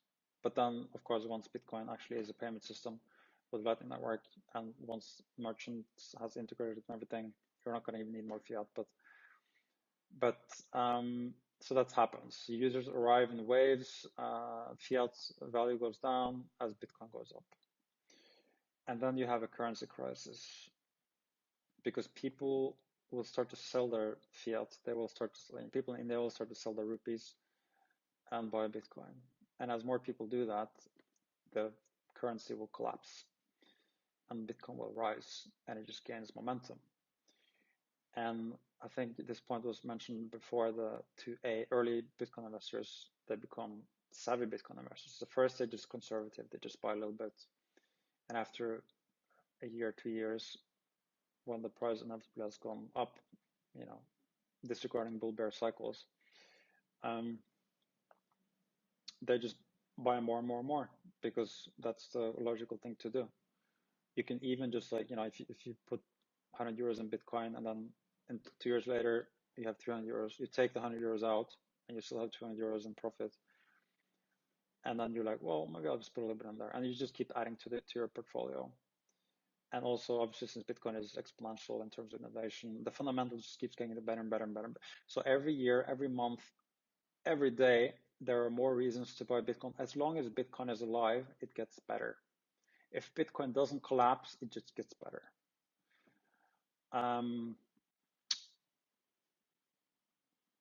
Right, so their confidence increases to buy more Bitcoin.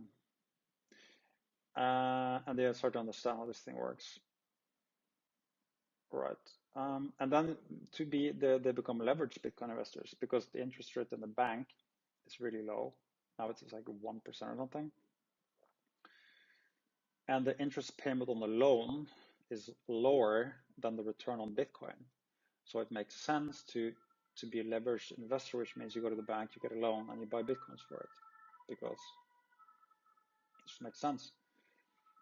So more and more people see this, they become more advanced, they become savvy, and just buy more. And as people buy more and more Bitcoin, since it scares, the price will just go up more and more and more, which accelerates this trend, which makes it even stronger. And you have the thing like it's a gift and good, FOMO, it goes up. It's like this crazy cycle. So that happens. Bitcoin, it also changes how people spend money and how they save money. Like a lot of young kids, they don't save anything until they started buying Bitcoin. And now they become savers. They're not going to buy stocks or bonds or gold. No. They want to buy like a skateboard or an iPod or whatever. And then they buy some Bitcoin and they start learning about investing. They start learning about what is money, these things. It's the rabbit hole that is Bitcoin. And first you're like, well, should I buy like an Apple Watch? Or should I buy like a Bitcoin? Let's say, I don't know, like maybe 3 years ago, let's say Bitcoin was like 250 USD. And then an Apple Watch is like maybe 500. So you either buy 2 Bitcoin or you buy an Apple Watch. Right? That's a choice for some people. And you're like, yeah, I'm going to buy this Apple Watch because it's really cool and I want it. And it's. And then a couple of years later, like now Bitcoin price is pretty low, like compared to what it used to be. But let's take the low price now. It's 3,000. So 2 Bitcoin is 6,000 USD. And then you're like, wow. So the alternative cost means that the Apple Watch didn't cost 500 USD. It cost 6,000 USD. So is the Apple Watch worth 6,000? Like, no. Like it's Apple. It's cool, but it's not worth 6,000. So I'm just gonna buy some Bitcoins. And this is how like people change their habits of spending, because the alternative cost of not buying Bitcoin is so high. And then the extreme example here, which is like people start slowly losing their minds. I don't know if you saw, there's this guy, I don't know his name. He's like probably a Bitcoin millionaire because he's been into Bitcoin for like a really long time. He's a miner. He lives in a tree house to save money on rent so he can buy Bitcoin. And he's kind of eccentric, almost like a mascot, like he clearly lost his mind. I was like, this is like, that's what we're talking about, greed, like how much money do you want, that's to the extreme, but that's one example. But it'll happen in lesser extremes. Yeah, so Bitcoin is a professional trader's paradise. So I think we talked about this before. So like there's waves, and as the Bitcoin FOMO's price goes up, it's getting good, it gets worse. Bitcoin is global, it's largely unregulated, so everyone can sort of participate. And like when your grandma starts buying Bitcoin, and they have no clue about Bitcoin or investing or trading. Now, every person can certainly participate in this crazy thing called Bitcoin, and the professional traders, they know this. So there's so many sheep coming into Bitcoin. They're just buying at the top. And of course, this is such an enticing thing for traders to do because they know this, they know the cycles. So if they're sort of, skilled in trading, you can make a lot of money. So traders, they just are going to go in there because they can make so much money. Normal people are going to go in there because they think they're going to make a lot of money, but in fact, they're just going to give their money to the traders because people usually buy high and sell low because they don't know better.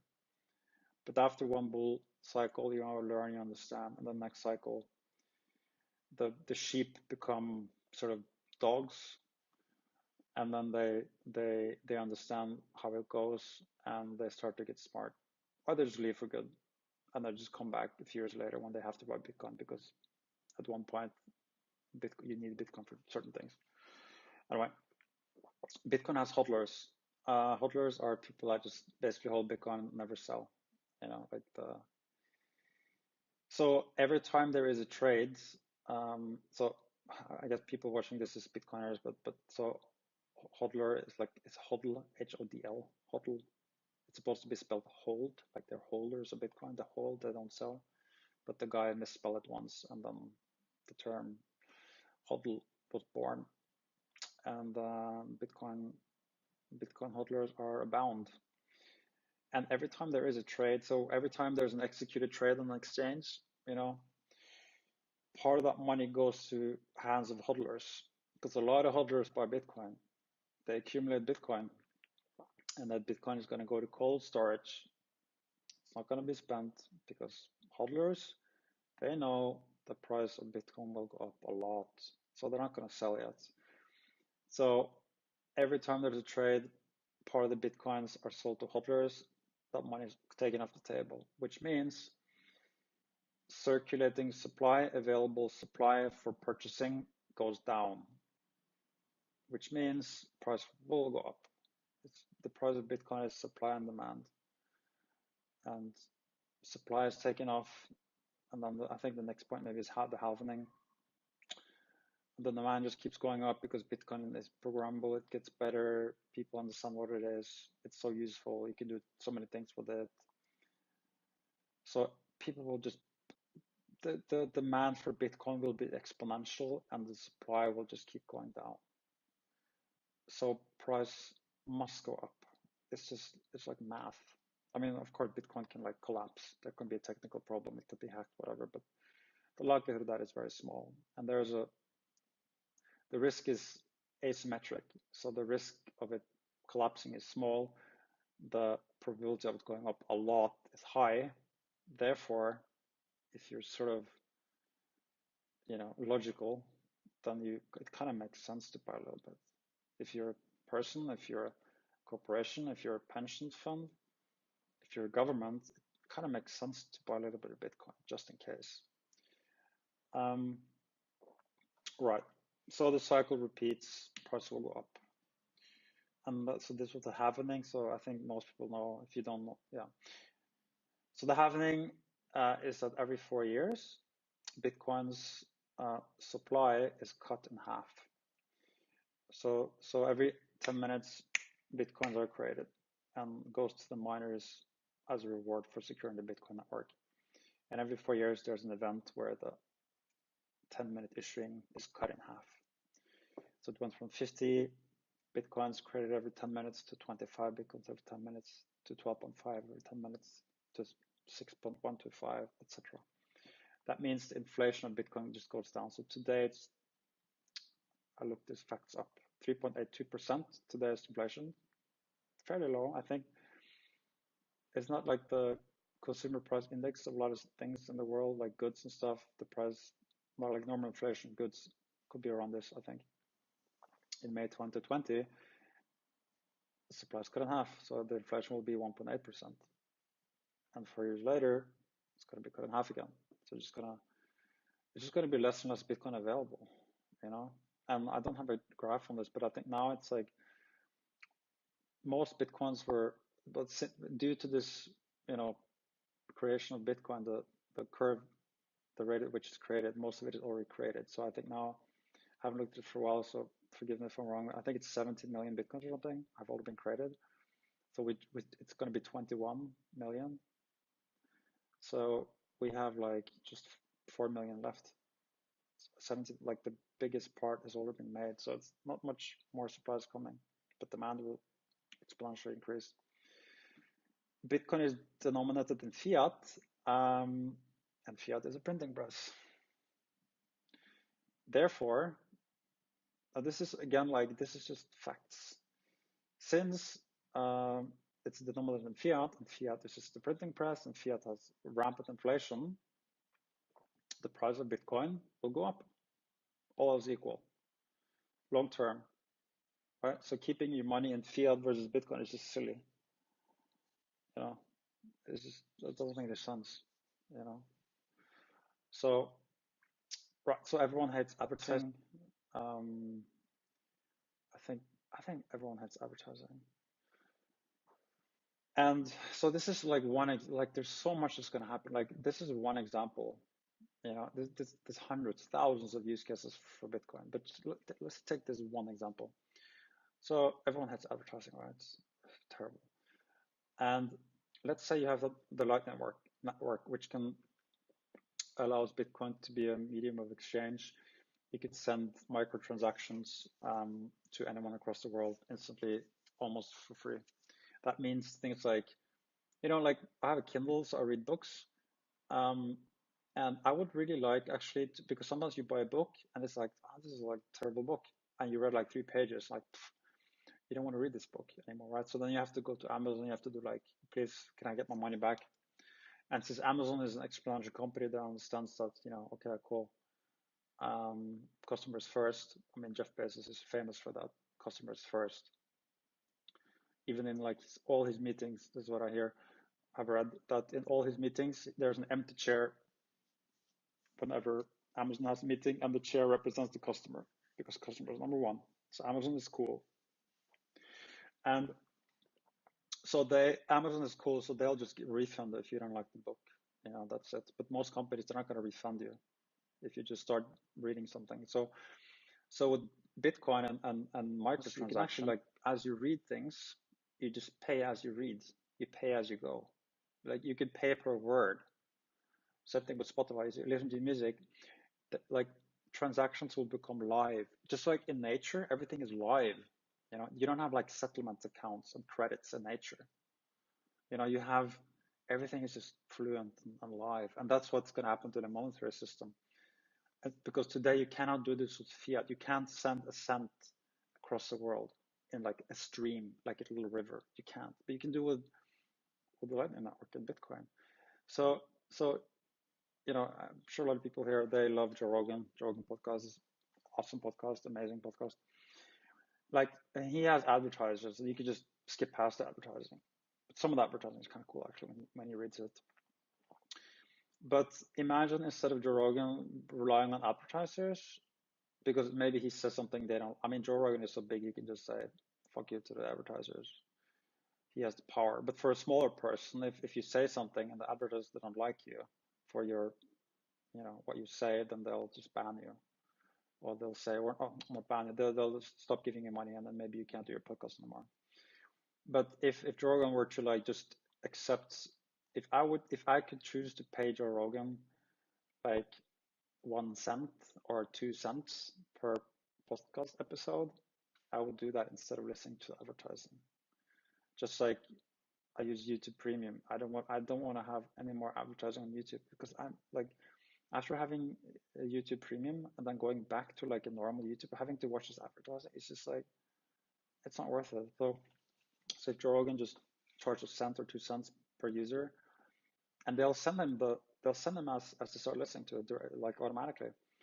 Then, you know, if let's say he has like, I don't know, 50 million people per podcast, you know, he's gonna make like 500,000, just if it's a 1 cent, isn't it, right?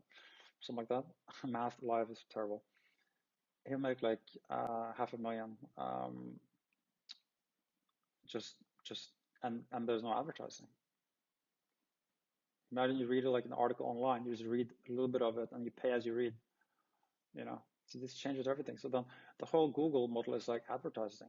That's how they make money. But now you have Bitcoin Lightning Network, and people just pay a few cents, and then all that money, it doesn't go to Google anymore. You know, it doesn't go to Visa, it doesn't go to MasterCard. It just goes directly to the provider. We cut out the middleman. That's what it is. It's decentralization. We take out the middleman. So that's one example of what Bitcoin can do. It change the space of advertising.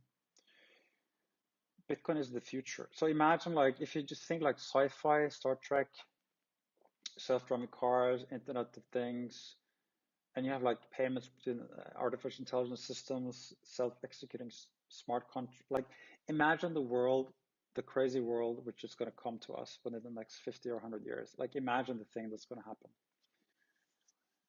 You know, you need, and again, money is energy. You cannot use the fiat systems for these things. It doesn't work. It doesn't fit the bill. It's just not good enough. It doesn't keep up with the innovation. So it's just inevitable. Crypto will fulfill this purpose. That's it. If you think about it like that, there's no way. Fiat can't be. It's just because it's too bad. It's like it doesn't work. Okay, Bitcoin is irreversible, which is also important property. And Bitcoin is the only solution for many people in developing countries, obviously. Let's look at this. I think there's a picture here. Yeah. So, you see all the people, everyone has a cell phone. They don't have a passport. They need a bank account. There's no bank there because you think like HSBC is going to set up a banking branch in a little village with like 100 people somewhere in Gambia? No, they're not. But everyone has phones, so then they just download a Bitcoin app and they're good to go. They're tapped into the global financial system. And they don't need IDs. They can ask for loans. So we're going to bank. That's what Andreas Antonopoulos keeps saying. We're going to bank the other 6 billion people in one day at zero incremental cost. Boom. So it's the power of Bitcoin. Bitcoin is immune to bail-ins. Bail-ins is basically when the bank just takes your money. So let's say you have 10,000 euros in your account and the government, they just screwed up. They don't have enough tax revenue, or they have to do bailout. So they have to pay like some huge, like Deutsche Bank needs like 100 billion because they're greedy CEOs. sorry, bankers. We're all people. It doesn't matter. It's just you're just a victim of the system that you're in, and everyone probably the same. You're just a cog in a wheel. So it's not hating on the people. It's just you're just a victim to the culture in the crazy banking world. So it's all good. But we have to bail you out because somehow you fucked up, and then the government says, okay, just he has 10,000 euros in his account. John, he worked for this money the last 30 years, but we don't care. Take 2,000 of his money. I just take your fucking money. That's a bail-in. And that happens. If you have Bitcoin, can't take your money. Bitcoin is yours. Yeah, so that falls into this. We talked about this before as well. And it's like knowing everything that we now know in this presentation, like all the stuff we talked about, and I'm not even covering like it. This is, it's so much more to Bitcoin. This is not even technical. Bitcoin is code. It's technical. I haven't even mentioned anything there. So it's, just with these facts so far, you understand that Bitcoin it's amazing. It has crazy potential. It is the future. It's a no-brainer. This is the internet in, I don't know, 1996, 97, whatever. Like we've seen what the internet did. When you're in 1996, like you're forgiven to not see the potential of the internet. But having seen the internet and having seen the analogies between Bitcoin and the internet, you have to know that this is the future. It's just inevitable. And yet the market cap is 64 billion. It's nothing. So the only logical reaction to this will be, what the fuck? It's super small compared to any other assets like Bitcoin. This is a really cool website. It's called Visual Capitalist. So this is like all the world's money and markets in one visualization. So it's like, this is the size of the square here. This is silver, and this is crypto. This is gold. This is Bitcoin. This is Ethereum, and this is the rest of crypto and size. And then you have like the biggest companies: Apple, Google, how big they are. So Bitcoin is like one block. Apple is like eight point something blocks. So Apple is like 8 times bigger than cryptocurrency than Bitcoin. The 50 richest people, California GDP, Fed balance sheet. So Bitcoin is like, let's remember, Bitcoin has like 1. And then you have like currency in China, the Eurozone, the US, Japan. The gold So remember that Bitcoin is much better than gold for all the reasons we talked about. It's much better than gold. Bitcoin is the future. It's the millennial story. It's programmable. It's extensible. Gold isn't any of this shit, you know. And look at the value of it. You know, this is stock markets in the various countries. Bitcoin is like one dot. Global money supply.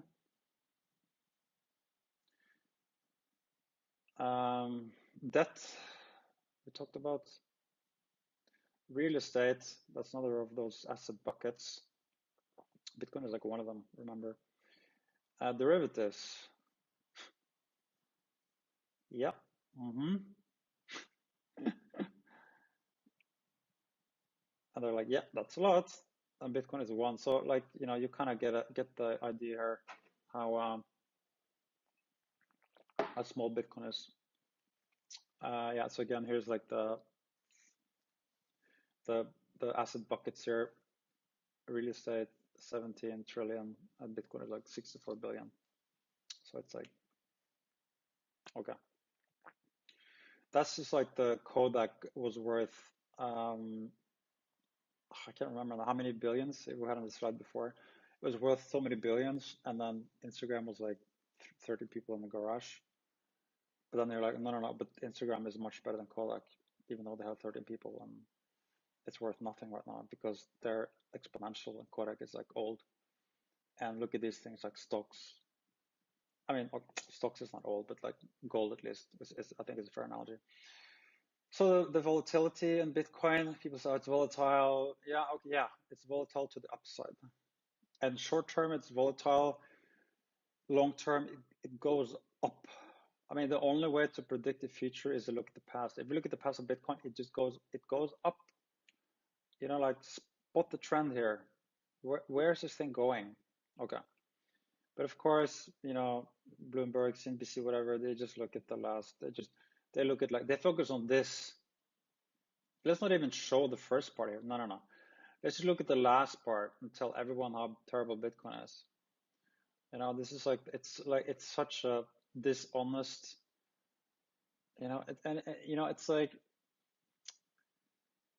they really people that show these stories, they must really have a very low opinion of their viewers because I mean, if you think your viewers are stupid, you can do this. You can show the last 12 months.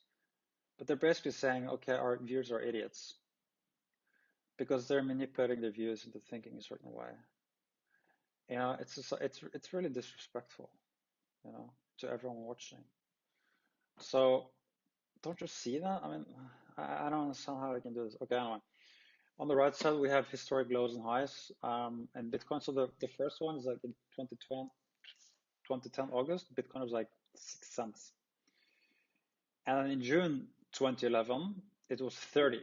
So that was like on the green here, it was like 50,000% increase. But then it went down again, boom, bear market. It went from 30 to 2, collapsed, down 93%. And this cycle keeps repeating. So again, CNBC, Bloomberg slash mainstream media, you know all this stuff. So why are you just showing this 82% drop? Why are you doing that? Because you have an agenda. We know that. It's simple to see, you know, but it's just, you know, it's like, let's not even go there, you know, but anyway. So next one, Bitcoin bubble versus dot-com bubble. So the dot-com bubble was 6.7 trillion, around, I guess it was around the year 2000, and the uh, crypto bubble was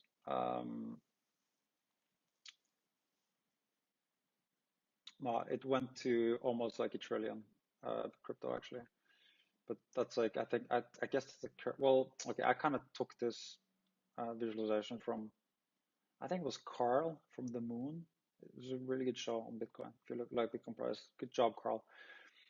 At this point in time, crypto is worth 125 billion in total, but it's now Well, I guess that makes sense. Sorry, again, this is like today Bitcoin is 64 and Bitcoin has around 52% or something. So crypto is around maybe, yeah, it is around 125 billion today. And the dot-com was 6.7 trillion. So from today to the dot-com bubble, if we match it, we're going to do 100x. And this, I think this is not even accounted into for the inflation of the dot-com bubble. So in today's money, it will be, I think it would be like something 9 or 10 trillion. But then crypto is global. It's not really regulated yet. So the potential of crypto is, I think, is much better than dot-com. But so these are just, I mean, who knows, right? But this is just some numbers to think about. All right, that's it. So we made it to 75. I think in some of the slides there were like several points, so probably in all we have something like 100 reasons now. If the stuff that I forgot, or there's a lot of points, I'm sure there's another. We could make another presentation with another 100 reasons, not even mentioned here. But if you like the video and you have some really cool insights or some more reasons why Bitcoin is awesome, post it in the comment section, and then I would love to see what I missed. That would be cool, so I can add it to my repertoire next time I'll speak to someone. Oh, one more. Yeah, Bitcoin doesn't give a fuck. So Bitcoin doesn't care. Bitcoin doesn't care about governments. Bitcoin doesn't care about Bcash. Bitcoin doesn't care about anything else. It's irrelevant, you know. And that's why Bitcoin is sort of the honey badger is a symbol for Bitcoin because it doesn't care. And well, you know, we talked about this before. So again, banks are really good. I mean, banks, they did a lot for the. I mean, banks have been really useful. So I don't want to say anything bad about banks. We all have a bank. We all need bank accounts. We need Visa cards. It's an awesome innovation, etc. But it's like you can talk about central banks, and you can talk about investment banks. You can talk about consumer banks. There are different types of banks, you know. But it's like most people, they don't really like their bank. You know, I think in general, the service is slow. I mean, have you used like, I mean, some banks are really good, like online banks. If you just go straight to the online banks, if you use the banks that grew up on the internet, they're pretty good. Their service is pretty good. I mean, my bank is awesome, actually. I have a Norwegian bank account, which is fantastic. It's all online, super fast, customer service is good. So actually, I kind of like my bank. But most banks are not good. I've had other banks that are terrible. I mean, like, not to bash HSBC. I mean, even though, I mean, HSBC, I mean, they were involved in like helping the drug cartels in Mexico launder money. So indirectly, they're responsible for probably the murder of hundreds or thousands of people. HSBC, they got fined for it. And, you know, not to compare that to the online banking experience, because that's sort of not really the same thing. But I used to have HSBC, and the online bank of HSBC, it's like it's not as bad as the website from the late 1990s, but it's really close. It's like it's pretty like it's like it's pretty bad, you know. It's yeah, you kind of have to experience it. If you have it yourself, you'll know what I mean. You know, so there's but other banks have pretty good websites, but some of them are really bad, you know. And I think it is like the bigger the buildings, the more fancy their offices. If you look at some of the CNBC banking buildings, they're probably the worse the website. You know, the older the bank, the worse. It kind of makes sense. Same as to call that thing, you know. But they're all gonna just collapse, you know. And that's the inevitable conclusion, I think, that Bitcoiners they know this, and the smart bankers they know this too. They just can't really say anything because you know they don't want to let the cat out of the bag. You know they're still gonna fight this thing. And I don't blame them, I understand. What would you do if you're, if you're a banker? It's always the same thing, just like when the cars came, the horse and buggy people, they fought against the cars. When electricity was introduced, the people selling like paraffin was just like, oh, don't use electricity. It's always the same thing when a new revolutionary technology arrives, and it's always going to be the same. So, but we all know what's going to happen there. It's just inevitable. It's just a matter of time. So, um, the I hope you see after all these points that maybe it makes sense to just have a little bit of Bitcoin. It'll probably pay for your pension. If you buy a little bit of Bitcoin today, you could buy less than a Bitcoin. Maybe that's going to save your pension in 20 years when you retire, because the government's not going to have any money to pay you, even though they promised you. There's no money there. Or maybe your money isn't worth anything because we went to hyperinflation. So it makes sense to have a little bit, the asymmetric risk return is pretty insane. So, or look into Bitcoin more. And again, the price is like really the least interesting thing. People that are in Bitcoin serious, they're here to the thing that Bitcoin will do is it's decentralization of power. That's what Bitcoin is. Because as we said in, I think, the first slide, money is power. And the money flows now in the monopolistic banks and the financial system, and every transaction, every time you swipe your card in the store when you buy something, a piece of that money, you don't pay it, but the merchants pay it. Something like, I think between 1% and 3% or something. I'm not sure. They pay it to the that's another thing. Like so many, like I can make another presentation. I'm just thinking about things. Let's just do a rant. This is improvised highly, a Bitcoin rant. So the current financial system, it's so complicated, which it kind of makes sense because it's just how it is. It's just the nature of it. It's so complicated. Like if a government pays a government, if a government pays a company, if a company pays a company, if a company pays an employee, if two employees pay one another, they all use different systems. And to do these things, there's so many intermediaries there. It's such a complicated, weird system. And every person in there, every intermediary, they want their cut. They have to justify their existence. And same thing goes to because it's not just about money, it's assets. So Bitcoin is a network that has owners and it has assets, and also it has contracts, because contract is just like the term is how the assets. Bitcoin is one example of an asset, how the assets will move between owners. So you can also do other things than just Bitcoin. You can move like share certificates and stuff around as well on one system. But today, so imagine all the assets in the world today, like cars, digital music, your house, your Bitcoin, like your stocks, your bonds. These things today are like stored in different places. If you have a car, the proof of your ownership is stored somewhere. The proof of your ownership of your iTunes is with Apple. Like everything is like in different databases. Some things are even like stored on paper. It's like, but now you have this global, decentralized, open, uncensorable, immutable, blah blah blah database that can do this almost for like no cost, with transparency and integrity and all these things. It's just going to wipe away, just like all information, or like 99% of information is moved on the internet.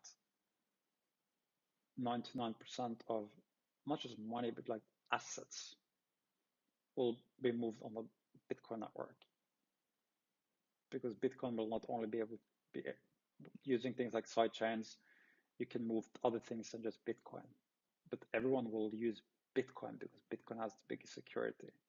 It's the most safe thing. So anyway, that was a bit of a rant, I guess. On this slide, I guess the point is that people love Bitcoin. They're passionate about Bitcoin. I mean, I'm sitting here making a presentation just, to share these things.